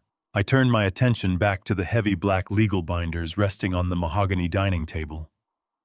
I opened the third binder, bypassing the certified property records and the commercial debt ledgers that had just destroyed Brent. I extracted a thick stack of heavy watermarked paper bound by a blue legal ribbon. I laid the document flat on the polished wood directly in front of Sydney. It was my newly drafted legally binding last will and testament, finalized by Jonathan just hours prior. I reached into my inner jacket pocket and pulled out a heavy silver fountain pen. I unscrewed the cap with slow, deliberate precision. I instructed Sydney to look closely at the primary beneficiary clause listed on the second page. She leaned forward and her eyes scanning the legal text, outlining the total distribution of my multi-million-dollar estate, my liquid cash reserves, and my lucrative offshore investments. Her name was printed clearly at the top of the inheritance ledger. I placed the silver nib of the fountain pen directly against the paper. I maintained unbroken eye contact with her as I drew a thick, dark line of black ink completely through her printed name. I crossed out her entire inheritance with a single irreversible stroke. I formally informed her that she was legally and permanently disinherited. I stated that every single asset I owned would be transferred directly to a charitable foundation dedicated to protecting senior citizens from family financial abuse. The staggering reality of her situation crashed down upon her with the force of a concrete slab. The arrogant entitlement instantly evaporated into pure, unadulterated panic. Sydney looked at the thick black ink crossing out her name, then looked at her husband standing paralyzed and ruined in the corner of the room. They had absolutely nothing. They were drowning in predatory debt, facing imminent federal prosecution for brazen investment fraud, and she had just aggressively talked herself out of her only remaining safety net. The leverage she thought she possessed was an absolute illusion. She broke down her knees, buckling slightly, as she grasped the edge of the mahogany table for physical support. She opened her mouth to speak, to beg, to desperately try and rewind the last 10 minutes of her life. I did not stay to listen. I closed the legal binder, turned my back on them both, and walked out of the dining room, leaving them entirely trapped in the inescapable wreckage of their own design. I walked out of my own dining room, leaving Sydney and Brent entirely submerged in the cold reality of their immediate ruin. I did not stay to watch them scramble through the ashes of their fabricated empire. I knew exactly what a cornered predator would do next. Brent had lost his investors, his parents had been legally evicted, and his wife had just been permanently severed from my estate. He was stripped of all leverage and completely devoid of options, but a man driven by sheer, unadulterated arrogance does not simply accept defeat. He searches for a weapon. He needed to launch a massive civil litigation strike against me to tie up my assets in court and force a settlement. To accomplish this, he required a ruthless, morally flexible attorney, and attorneys of that caliber demand massive cash retainers up front. Brent had precisely one remaining source of liquid capital. He had the primary operational checking accounts for his failing restaurant franchise. He knew he possessed a brief, fleeting window before his unpaid vendors initiated forced bankruptcy proceedings. He made the desperate, highly illegal decision to completely drain his corporate accounts, abandoning his employees, and stiffing his suppliers to secure a war chest for his personal legal defense. He sped away from my estate, driving erratically toward the downtown commercial bank branch where his business funds were held. He mentally calculated the exact sum sitting in those accounts, relying heavily on a recent string of large catering deposits that he had not yet squandered on his lavish lifestyle. He firmly believed that if he could just extract those remaining funds, he could hire a legal mercenary to drag me through years of exhausting civil court battles. He thought he could bury me under endless injunctions and fabricated discovery requests. He viewed those operational funds as his ultimate escape hatch, his final opportunity to flip the board and regain a fraction of control. He was operating under the immense delusion that he was still the fastest player in the game. He fundamentally failed to understand that I had anticipated his exact trajectory long before he ever reached for his car keys. Brent stormed through the heavy glass doors of the commercial bank with the frantic, aggressive energy of a man running out of oxygen. He completely bypassed the designated waiting area, marching directly to the primary teller window with aggressive entitlement. He slapped his corporate identification and his platinum debit card onto the polished granite counter. He demanded an immediate full withdrawal of all available liquid cash across his 3 business checking accounts. He requested the funds be issued primarily in cashier's checks made payable to a high-profile defense firm, with the remaining balance handed over in physical currency. He drummed his fingers impatiently against the stone, glaring at the young teller, projecting an aura of extreme urgency and severe annoyance. The teller swiped his card and began typing rapidly on her keyboard. Her standard customer service smile slowly faded into a tight mask of professional confusion. She stared at her monitor, hit the refresh key twice, and then discreetly pressed a button under her desk to summon the floor supervisor. Brent immediately escalated his hostility. He raised his voice, demanding to know what the delay was and insisting that he was a premium commercial client who did not have time for clerical incompetence. The supervisor arrived, a stern woman holding a digital tablet. She reviewed the screen, looked directly at Brent, and informed him in a flat, uncompromising tone that his transaction was completely denied. She stated clearly that his corporate identification was no longer sufficient to authorize the movement of capital. A hard, irrevocable administrative freeze had just been executed against his entire corporate portfolio. She explained that a primary commercial creditor holding a superior lien against his limited liability company had officially initiated an emergency asset seizure. Every single dollar in his operational accounts, including the recent catering deposits, was legally locked down pending a massive debt recovery sweep. Brent's face flushed a deep, violent crimson. He slammed his fist against the granite counter, screaming that he was the sole authorized signatory and demanding immediate access to his money. He shrieked that some invisible anonymous creditor had absolutely no right to freeze his operating funds without a formal court order. He demanded that the branch manager come out and manually override the freeze immediately. The heavy frosted glass door to the branch manager's private office clicked open. I stepped out into the main lobby holding a sleek black leather portfolio firmly under my arm. I did not rush. I walked across the polished marble floor with the steady, measured pace of a man who owned the very ground beneath his feet. I approached the teller counter and stood directly beside a hyperventilating Brent. His eyes widened in absolute shock, his jaw dropping as his brain struggled to process my physical presence in his commercial bank. I did not look at him initially. I simply nodded to the floor supervisor, acknowledging her perfect execution of the legal directives I had filed just moments earlier alongside the branch manager. I then turned my focus entirely to my son-in-law. I opened my portfolio and extracted the certified multi-page commercial transfer agreement finalized by Jonathan. I laid the document flat on the granite counter right in front of Brent. I informed him, in a voice completely devoid of anger or triumph, that the massive anonymous holding company known as Apex Corp belonged entirely to me. I stated clearly that I had quietly purchased the entirety of his toxic commercial debt using my own liquid capital.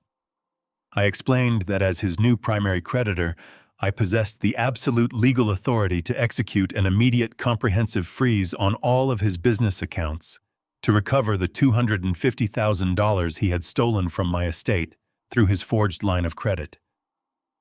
I watched the blood completely drain from Brent's face. The aggressive, screaming bully at the teller counter instantly vanished, replaced by a terrified, hollow shell of a man. The sheer, inescapable magnitude of my strategy finally crushed his spirit. He realized he had absolutely no money to hire a lawyer. He had no funds to pay his staff or keep his restaurant open. He had no leverage, no safety net, and no future. I reached across the counter, retrieved my legal documents, and slipped them smoothly back into my portfolio. I looked at Brent one final time, confirming his total destruction, and walked out of the bank. If he wanted to wage a legal war, he would have to do it from the absolute bottom of a financial crater. A man completely stripped of his leverage and facing absolute financial ruin will typically choose one of two paths. He will either surrender to the reality of his collapse, or he will retreat into a state of total, frantic delusion. Brent, driven by an incurable arrogance and an insatiable need for social validation, chose the latter. Despite knowing that his restaurant accounts were frozen by my holding company and his investors had fled the estate, he refused to accept public defeat. He desperately needed to project an image of unshakable wealth and stability to the remaining peripheral members of his social circle. He needed to salvage the facade of his reputation, believing that if he simply acted like a successful tycoon, the universe would somehow bend to accommodate his fiction. To achieve this, he and Sydney orchestrated a massively lavish New Year's Eve party right inside my estate. They utilized the very last drops of Sydney's high-interest personal credit lines to hire an elite catering company, a professional bartending staff, and a classical string quartet. They transformed the ground floor of the house into a glittering stage designed solely to mask the terminal rot eating away at their lives. I watched the frantic preparations unfold over the final days of December with the cold, detached fascination of an engineer observing a condemned building being painted in bright colors. They were actively ignoring the massive legal and federal anvil suspended directly above their heads by a single fraying thread. Every dollar they wasted on imported flowers and premium caviar was a dollar they critically needed for their impending criminal defense. I did not intervene. I did not lock the caterers out or unplug the external lighting. I sat quietly in my office and allowed them to construct their ultimate delusion. When a structure is fundamentally compromised, the most efficient method of demolition is simply allowing the architect to overload the failing supports until gravity finishes the job. The evening of the 31st arrived, bringing with it a bitter freezing wind and 50 of the city's most superficial elites. The estate was packed with individuals whose entire relationship with Brent was predicated on his perceived commercial success. Waiters in crisp white shirts wove through the crowded formal living room, balancing heavy silver trays of hors d'oeuvres and carrying crystal flutes of vintage champagne. The string quartet played a lively, elegant arrangement in the corner by the limestone fireplace. Brent was entirely in his element. He wore a tailored velvet dinner jacket, holding his drink with a relaxed, practiced grip. He laughed loudly, clapping other businessmen on the shoulder, weaving intricate, entirely fabricated tales of aggressive franchise expansion and brilliant strategic pivoting. He spoke of his restaurant as if it were a booming empire rather than a bankrupt shell buried under state tax liens. Sydney glided faithfully beside him in a heavy sequined gown, her smile brittle, her eyes darting nervously toward the front doors every time a new guest arrived. At 1:45, the ambient volume of the room swelled as the guests anticipated the countdown. Brent tapped a heavy silver spoon against the rim of his crystal flute. The sharp, high-pitched ringing cut cleanly through the chatter, immediately drawing the attention of the entire room. He ascended 3 steps up the grand oak staircase, elevating himself above the crowd, positioning his body like a conquering king addressing his loyal subjects. He raised his glass high and began a thoroughly rehearsed, intensely arrogant speech. He spoke of navigating the treacherous, unpredictable waters of modern entrepreneurship. He boasted about overcoming unseen corporate adversity and emerging stronger, wealthier, and more determined than ever before. He offered a toast to the power of resilience, to unstoppable financial success, and to a new year of unprecedented record-breaking prosperity. He painted himself to the silent, attentive crowd as an unshakable titan of industry, a man completely immune to the petty, mundane struggles of ordinary business owners. His hubris expanded to fill the entire vaulted ceiling of the foyer. Brent reached the absolute climax of his triumphant toast, his champagne glass raised toward the chandelier, fully prepared to bask in the applause of his peers. He never got the opportunity to take the sip. The heavy oak double doors of the main entrance swung open, with a forceful, definitive thud that silenced the room instantly. The freezing winter air swept into the warm foyer, bringing with it 2 broad-shouldered men dressed in dark utilitarian windbreakers. They were official licensed county process servers, and they were flanked by a uniformed armed sheriff's deputy present to ensure absolute compliance. They did not wait to be announced, and they did not offer polite apologies for the interruption. They walked with heavy synchronized steps directly through the crowd of stunned, silent socialites, parting the sea of expensive gowns and tailored suits with their sheer authoritative presence. They stopped at the exact base of the oak staircase, looking directly up at Brent. The lead server spoke in a loud, commanding voice that echoed flawlessly across the silent, glittering estate. He addressed Brent and Sydney by their full legal names. He reached into his dark jacket and pulled out a thick, bright yellow envelope bearing a prominent legal seal.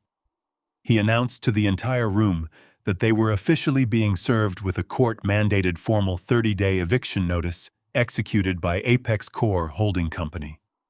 Before Brent could even lower his raised glass, the second server stepped forward, retrieving a much thicker, stark white envelope from his own jacket. He declared in an equally booming voice that Brent was officially served with a federal legal summons from the United States District Court. He listed the charges aloud for the entire party to hear, citing multiple federal counts of aggravated commercial investment fraud and severe wire forgery. The process servers stepped up the first stair and shoved the heavy legal documents directly against Brent's velvet jacket. His hands trembled violently. The crystal flute slipped through his paralyzed fingers, plummeting to the hardwood steps and shattering in a loud spray of champagne and broken glass. The silence in the room shattered alongside it. The wealthy guests, instantly realizing they were standing directly in the center of an active federal takedown and a humiliating eviction, began to edge rapidly toward the exits. Whispers of severe bankruptcy, criminal fraud, and forged documents spread through the crowd like a virulent contagion. Within 3 agonizing minutes, the lavish, meticulously planned New Year's Eve party completely disintegrated into a frantic, embarrassed exodus. No one stayed to offer Brent comfort. No one offered to help Sydney process the shock. The guests abandoned them with ruthless efficiency, desperate to distance their own reputations from the toxicity of federal financial crimes. Brent and Sydney were left standing completely alone on the staircase, physically holding the heavy, undeniable documents of their absolute destruction. They stared out over the empty, trashed foyer, finally forced to look directly at the inescapable ruins of their final pathetic masquerade. The 30 days of January bled away with the slow, agonizing inevitability of an hourglass running out of sand. The sprawling estate, once the glittering stage for Brent's manufactured triumphs, had devolved into a silent, echoing mausoleum. The catering crews were gone. The superficial friends had vanished. The only remaining fixtures were the towering stacks of cardboard moving boxes and the crushing weight of an impending federal indictment. It was the 29th day of the eviction period. Tomorrow morning, county sheriffs would arrive to physically enforce the Apex Corps Holding Company directive, forcibly removing any remaining occupants and their personal property from the premises. Brent sat alone in the darkened formal living room, surrounded by the physical manifestations of his complete failure. He had spent the last 4 weeks aggressively drinking and spiraling into a deep, vindictive rage. He had failed to secure emergency legal counsel, as every reputable defense attorney demanded cash retainers he simply did not possess. He had failed to stop the asset freezes. He had failed to maintain the illusion of control. He was a man completely stripped of his unearned pride, cornered by his own criminal arrogance. In his highly toxic, deeply fractured mind, he arrived at a singular destructive conclusion. He firmly believed that if he was going to be thrown out into the freezing winter street with absolutely nothing, he was not going to leave behind a pristine, untouched palace for me to reclaim. He wanted to inflict a deep, permanent physical scar on the very foundation of my life. He stood up unsteadily, discarding his empty glass onto the hardwood floor, and marched deliberately toward the attached 3-car garage. He bypassed the empty parking bays and went straight to the heavy steel tool cabinets I had meticulously organized years ago. He ignored the standard hammers and wrenches, wrapping his trembling hands around the thick, rubberized grip of a 10-pound demolition sledgehammer. He dragged the heavy steel head across the concrete floor, the harsh scraping sound echoing ominously in the cold air. He walked back into the main house, his eyes fixed with a glassy, manic intensity on the heavy oak doors of my private home office. That room was my personal sanctuary. It was entirely lined with custom-built imported mahogany bookshelves, housing decades of irreplaceable structural engineering schematics and delicate architectural models. It was the precise physical embodiment of my lifelong, disciplined hard work. Brent raised the heavy weapon, breathing heavily, consumed entirely by the pathetic desire to shatter the physical evidence of a success he could never replicate. He kicked the heavy oak doors open, stepping onto the plush, hand-woven Persian rug that centered the pristine room. The moonlight filtered through the large bay windows, casting long, sharp shadows across the polished mahogany surfaces. Brent did not hesitate. He did not take a moment to reconsider the massive legal ramifications of his actions. He was operating entirely on blind, animalistic spite. He planted his feet firmly on the carpet, hoisted the 10-pound sledgehammer high above his right shoulder, and brought it down with every ounce of his remaining physical strength. The solid steel head impacted the center of my custom-built imported mahogany desk with a deafening, violent crash. The thick, polished wood splintered instantly, groaning under the immense kinetic force as sharp shards of expensive mahogany exploded into the dark air. He raised the hammer to deliver a second devastating blow to the glass display cases lining the walls. He never got the chance to complete the swing.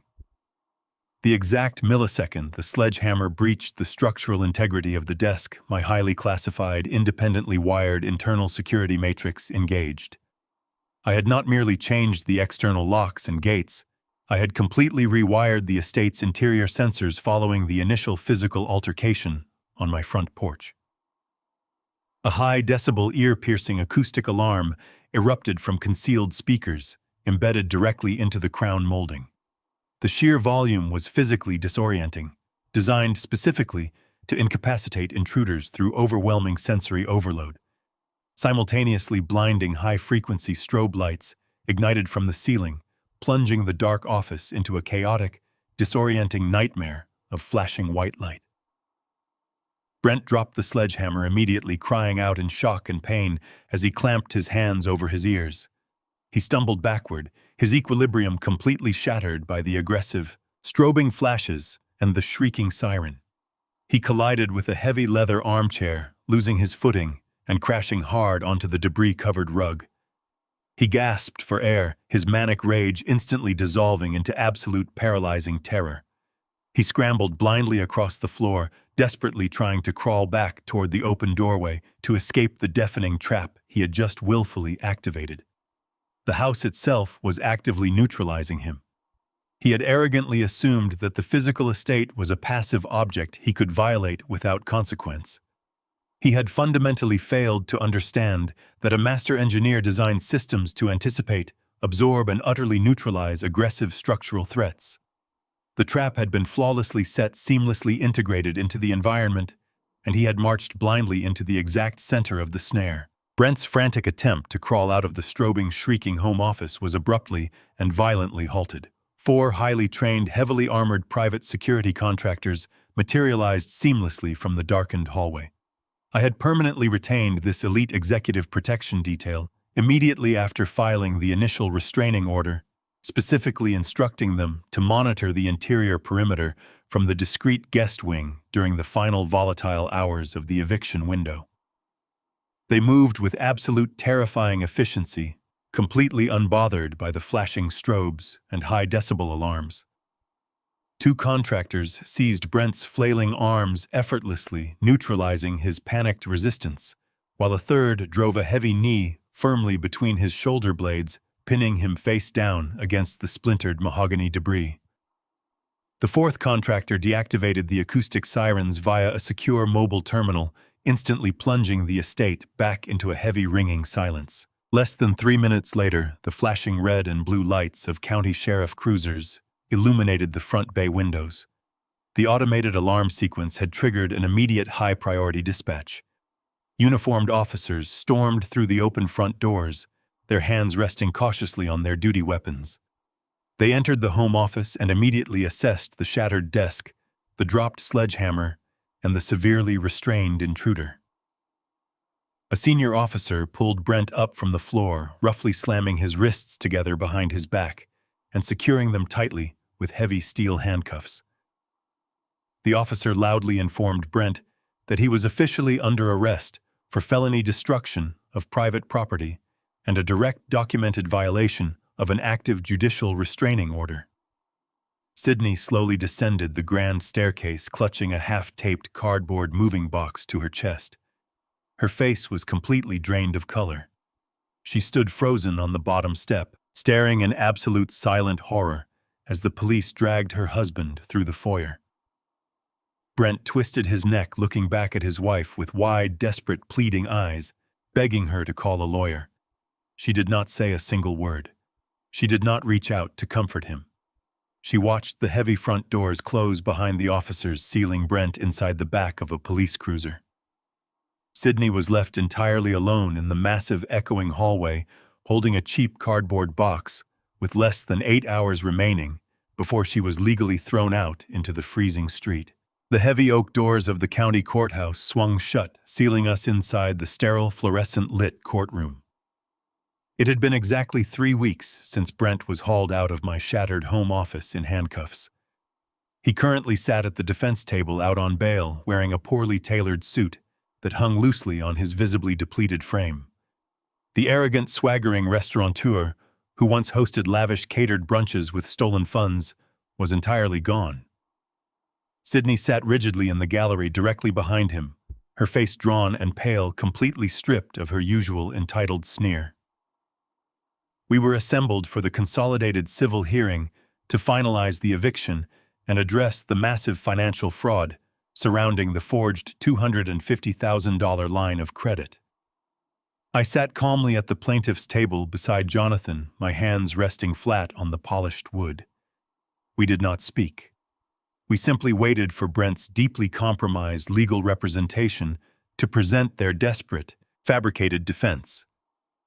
Brent had managed to secure a loud, aggressively theatrical attorney who specialized in spinning emotional narratives to distract from factual deficits. The defense attorney paced heavily across the center of the courtroom, waving his hands and projecting his voice to fill the austere space. He immediately attempted to paint me as a vindictive, tyrannical billionaire who was using his immense unchecked capital to deliberately crush an ambitious young couple. He spun a pathetic, highly fictionalized tale of generational wealth disparity, claiming that Brent was a hardworking visionary entrepreneur who had simply fallen victim to a harsh economic climate. He addressed the judge with dramatic flair, characterizing the forged bank documents not as a calculated crime, but as a simple, unfortunate family misunderstanding. He argued that the $250,000 was always intended as a verbal good-faith family loan, and that I was weaponizing my vast legal resources to exact cruel, unnecessary revenge for a minor domestic dispute. He completely minimized Brent's violent sledgehammer rampage as a temporary emotional breakdown caused by my relentless, suffocating parental pressure. He pleaded with the judge to view the entire ordeal as a private family matter that belonged in mediation, not a civil fraud court. He demanded the eviction be overturned and the debt forgiven in the name of familial preservation. I listened to his entire agonizing performance without displaying a single shift in my facial expression. I let him build his fragile emotional house of cards entirely out of fiction. Jonathan stood up the exact moment the defense attorney concluded his dramatic monologue. He did not pace the floor. He did not raise his voice or attempt to match the frantic theatrical energy of the opposing counsel. Jonathan operated with the cold, lethal precision of a surgeon holding a scalpel. He approached the bench and methodically dismantled the defense's emotional narrative using absolute, undeniable, documented facts. He opened his first black legal binder and presented the judge with a certified forensic financial audit. He did not merely state that the funds were stolen. He mapped the exact trajectory of every single dollar.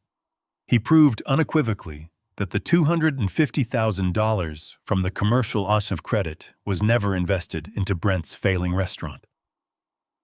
The audit clearly demonstrated the stolen funds were immediately diverted to pay for Sydney's luxury vehicles, their high-interest personal credit cards, and their lavish, unsustainable lifestyle. He entirely shattered the illusion of the struggling, ambitious entrepreneur. Next, Jonathan produced the certified multi-page report from the independent federal handwriting investigator. He handed the sealed document to the court clerk.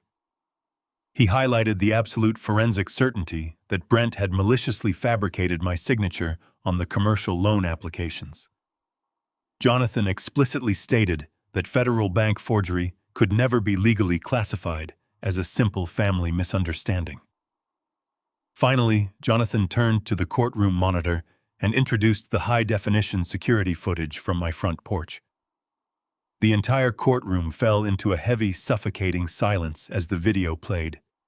The judge watched the screen intently as Brent violently shoved a senior citizen against a heavy stone pillar in a fit of uncontrollable rage. The visual evidence instantly and permanently destroyed the defense's carefully constructed narrative of a loving, concerned son-in-law buckling under emotional pressure. It exposed Brent for exactly what he was: a violent, desperate, and highly dangerous criminal who was willing to physically assault an elderly man to maintain his fraudulent lifestyle. Jonathan closed his binder and returned to his seat. He had not argued with the defense. He had simply buried them under an avalanche of irrefutable truth. The presiding judge leaned back in his heavy leather chair, his face hardening into a mask of absolute, undisguised contempt. He looked down at Brent and Sydney with a coldness that chilled the entire room. He issued his ruling without a single shred of sympathy or hesitation. He immediately validated the Apex Corps eviction notice, confirming on the public record that Brent and Sydney possessed absolutely zero legal right, equity, or claim to my estate. He ruled completely in my favor regarding the civil fraud, ordering full and immediate restitution of the stolen $250,000. But the judge did not stop at civil remedies. He picked up the certified handwriting analysis and the fraudulent bank documents. He announced in a booming, authoritative voice that the court would not tolerate blatant federal offenses masquerading as petty domestic disputes. He officially and permanently referred Brent's case directly to the district attorney's office for immediate criminal prosecution regarding the felony bank fraud and the signature forgery. Brent physically collapsed into his chair, the remaining color draining from his face, as the reality of a lengthy federal prison sentence finally crushed his arrogant spirit. Then the judge turned his sharp, uncompromising focus directly onto Sydney. He noted her profound complicity in the crime, because she was a direct, documented beneficiary of the stolen funds and a joint holder on the accounts. Where the fraudulent money was deposited, the judge held her equally accountable for the financial restitution. He slammed his gavel down and ordered a maximum immediate wage garnishment on any current or future income she generated. She would spend the next several decades of her life working tirelessly simply to repay the massive debt she had helped steal from my estate. Sydney broke down into violent, hysterical sobs, burying her face in her hands, as the inescapable reality of her new life clamped firmly around her throat. She had absolutely no leverage, no safety net, and no future prospects. The trap I had carefully engineered had completely and flawlessly closed. They walked out of the courtroom with nothing but a mountain of unpayable debt, a shattered public reputation, and the terrifying certainty of impending criminal incarceration. I stood up, buttoned my coat, and walked out into the crisp winter air, knowing my foundation was finally secure. A man staring down this barrel of a federal indictment and a massive civil judgment does not experience a quiet epiphany. He experiences a primal, overwhelming instinct to flee.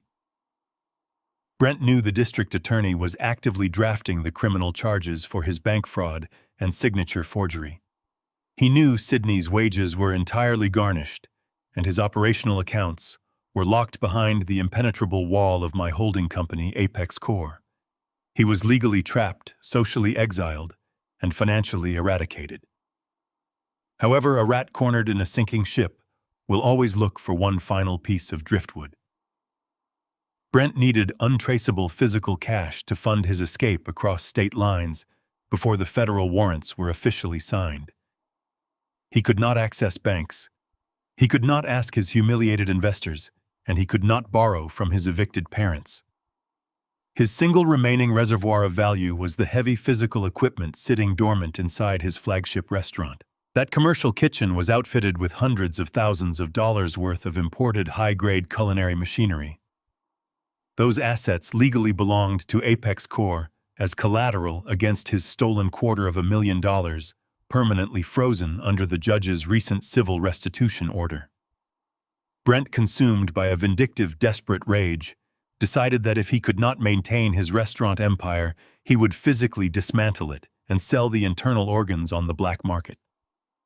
He orchestrated a rapid illegal liquidation. He contacted an underground liquidator willing to pay pennies on the dollar for stolen commercial appliances, provided the equipment was delivered in an unmarked vehicle by dawn. He rented a massive, heavy-duty moving truck under a false name and drove to the dark, deserted alleyway behind his shuttered restaurant in the dead of night. He intended to strip the building down to the copper wiring load, the massive assets into the cargo bay, and vanish into the interstate highway system before the morning sun exposed his final crime. He operated under the immense delusion that darkness and desperation could outpace a meticulously designed trap. He entirely forgot that as the primary lien holder, I had legally secured the premises. Every single door, window, and loading dock of that restaurant was integrated into a discreet, highly sensitive security grid directly monitored by my private protection firm. The freezing midnight air bit harshly into Brent's skin as he worked frantically in the shadows of the narrow commercial alleyway. The heavy rolling steel door of the loading dock was shoved upward, revealing the dark, cavernous interior of the dead restaurant. The idling engine of the rented 20-foot box truck hummed loudly, sending thick plumes of white exhaust into the freezing night. Brent was entirely alone. He had no staff, no loyal managers, and no friends left to assist him with the grueling physical labor.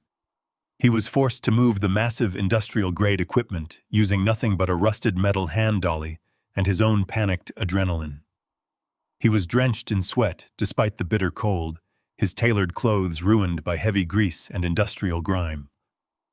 He wrestled a massive 6-burner stainless steel commercial range out the back door, his boots slipping dangerously on the icy concrete ramp as he forced the heavy metal box into the cavernous cargo bay of the truck. He returned to the kitchen, his chest heaving violently, to extract the imported Italian double-boiler espresso machine. This was the crown jewel of his superficial empire, a machine he used to boast about during his lavish, fraudulent brunches. He handled it roughly, severing the complex water lines with a pair of heavy bolt cutters, sending stagnant water spilling across the pristine tile floor. He loaded heavy convection ovens, towering commercial refrigeration units, and massive titanium standing mixers, haphazardly strapping them to the interior walls of the rented truck. The screeching of the rusty dolly wheels and the loud hollow thuds of heavy metal striking the aluminum truck bed echoed sharply off the brick walls of the empty alleyway. Brent was physically dismantling his own fabricated legacy piece by piece. His hands were blistered and bleeding, his breath coming in ragged, painful gasps. He dragged the final piece of equipment, a heavy commercial meat slicer, up the steep metal ramp and shoved it into the remaining space. He dropped the hand dolly onto the asphalt with a loud clatter. He leaned heavily against the cold side of the truck, wiping a mixture of sweat and grease from his forehead. He exhaled a long, shaky breath of sheer relief, believing he had successfully executed his desperate extraction. He had secured his untraceable escape fund. He turned away from the loaded cargo bay and walked back toward the building, reaching up to grab the heavy chain attached to the rolling steel loading dock door. He prepared to slam the metal shutter down, seal his crime, and drive away into the night. Brent wrapped his bleeding hands around the cold iron chain and pulled downward. The heavy steel door rolled halfway down before halting with a harsh metallic grind. Brent froze his eyes, locking onto the figures emerging seamlessly from the deep shadows of the loading dock interior. I stood perfectly still on the elevated concrete platform, looking directly down at him. I was flanked by the county sheriff and 2 uniformed deputies, their badges catching the dim amber glow of the alleyway security lights. I did not wear an expression of shock or outrage. I watched him with the cold, mathematical certainty of a man observing a predictable, inevitable reaction. I held a thick manila legal folder firmly in my right hand. I stepped forward to the edge of the loading dock and looked down at the rented truck, its suspension sagging heavily under the weight of my legally secured collateral. I informed Brent, in a voice that cut cleanly through the freezing air, that he was currently attempting to transport stolen property across state lines. I handed the thick legal folder directly to the sheriff. The documents were the certified court-ordered asset seizure directives, clearly establishing Apex Corp as the absolute owner of every single appliance currently sitting inside that cargo bay. The sheriff stepped down the concrete stairs and approached Brent. He did not read him his rights or unholster his handcuffs. He simply informed Brent that the rented vehicle and its entire contents were now officially impounded by the county as physical evidence in an active federal fraud investigation. He ordered Brent to step away from the vehicle and hand over the keys immediately. Brent's jaw dropped, his chest rising and falling in shallow, panicked stutters.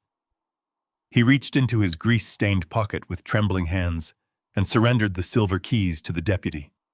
He watched in absolute, paralyzing horror as the deputy climbed into the driver's seat of the moving truck, shifted it into gear, and drove his final desperate lifeline out of the alleyway and into the night. The heavy brake lights vanished around the corner, leaving the space in near-total darkness. The sheriff and the remaining deputy turned and walked quietly back into the building to secure the premises, leaving Brent completely isolated on the freezing asphalt. He fell to his knees in the empty, silent alleyway. He had no money, no equipment, no transportation, and no escape. He was left with absolutely nothing to his name but the clothes on his back and the terrifying certainty of the federal prison sentence awaiting him at sunrise. The freezing, shadowed alleyway, where Brent's final desperate scheme violently collapsed, was the exact geographic location where his marriage officially died. Faced with the inescapable certainty of a federal indictment, decades inside a penitentiary, and absolute financial eradication, Brent did exactly what a coward always does when cornered by his own consequences. He ran. He did not return to the barren apartment he shared with Sydney to formulate a plan.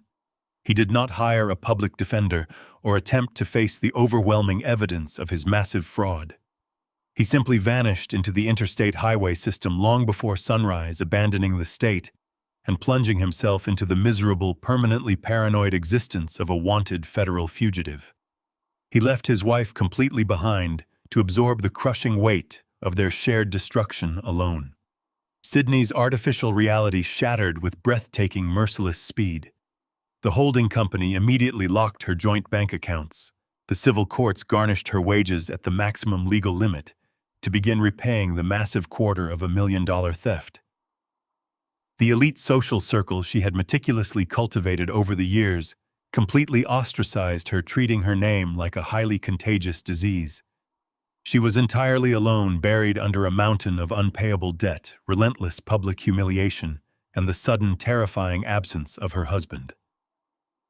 It took exactly 3 days for her to completely exhaust her options.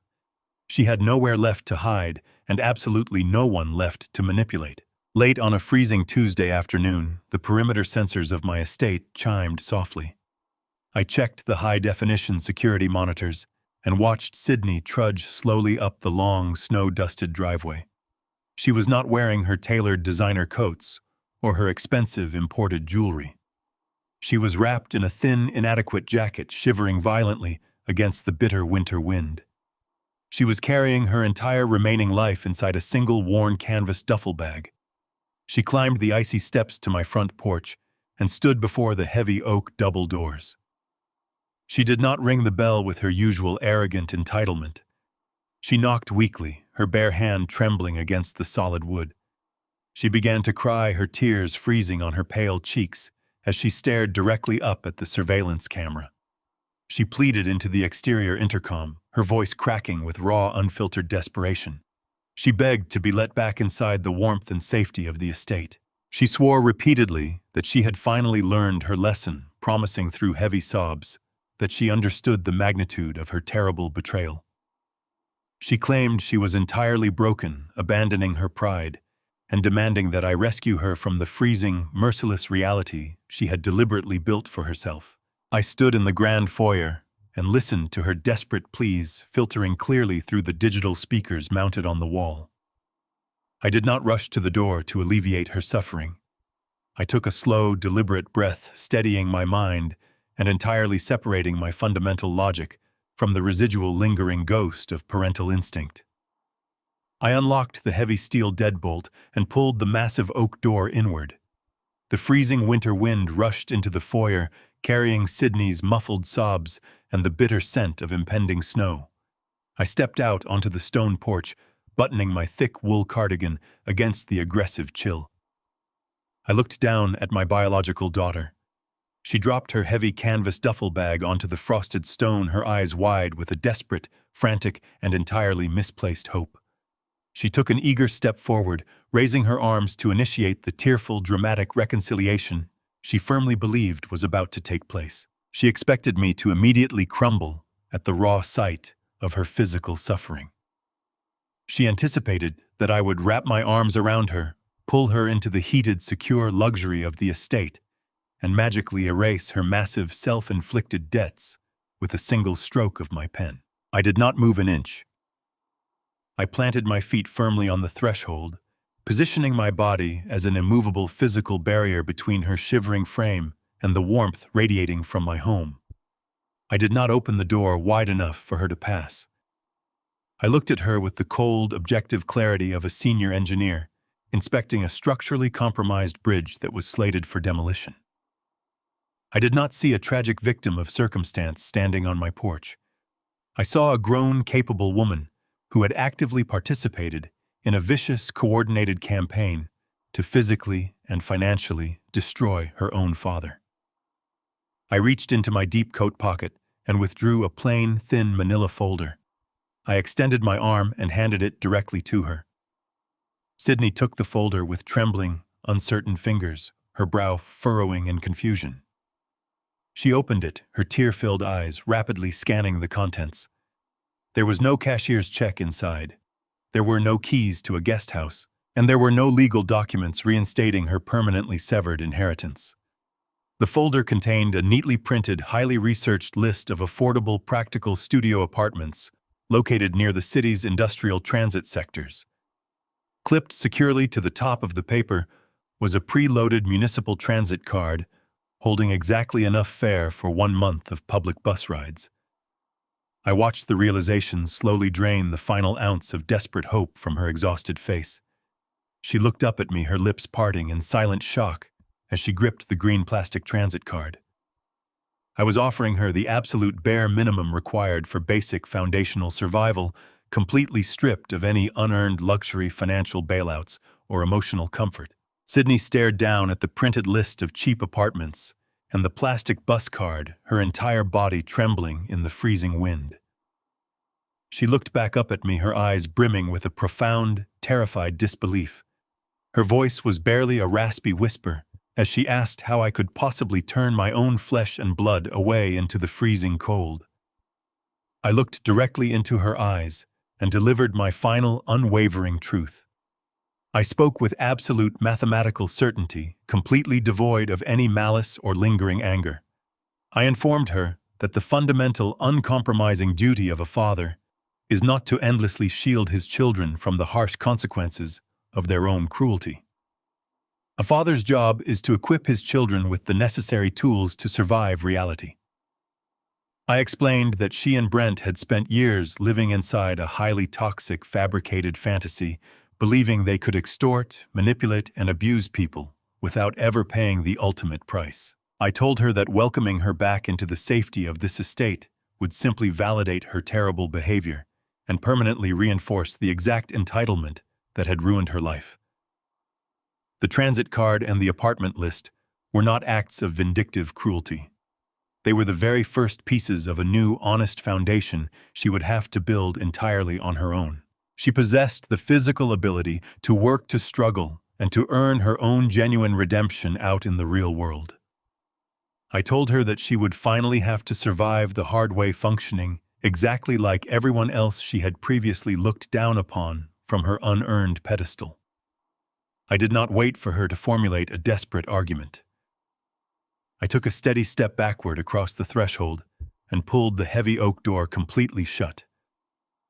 The solid steel deadbolt slid into place with a loud, definitive, echoing click that severed our connection forever.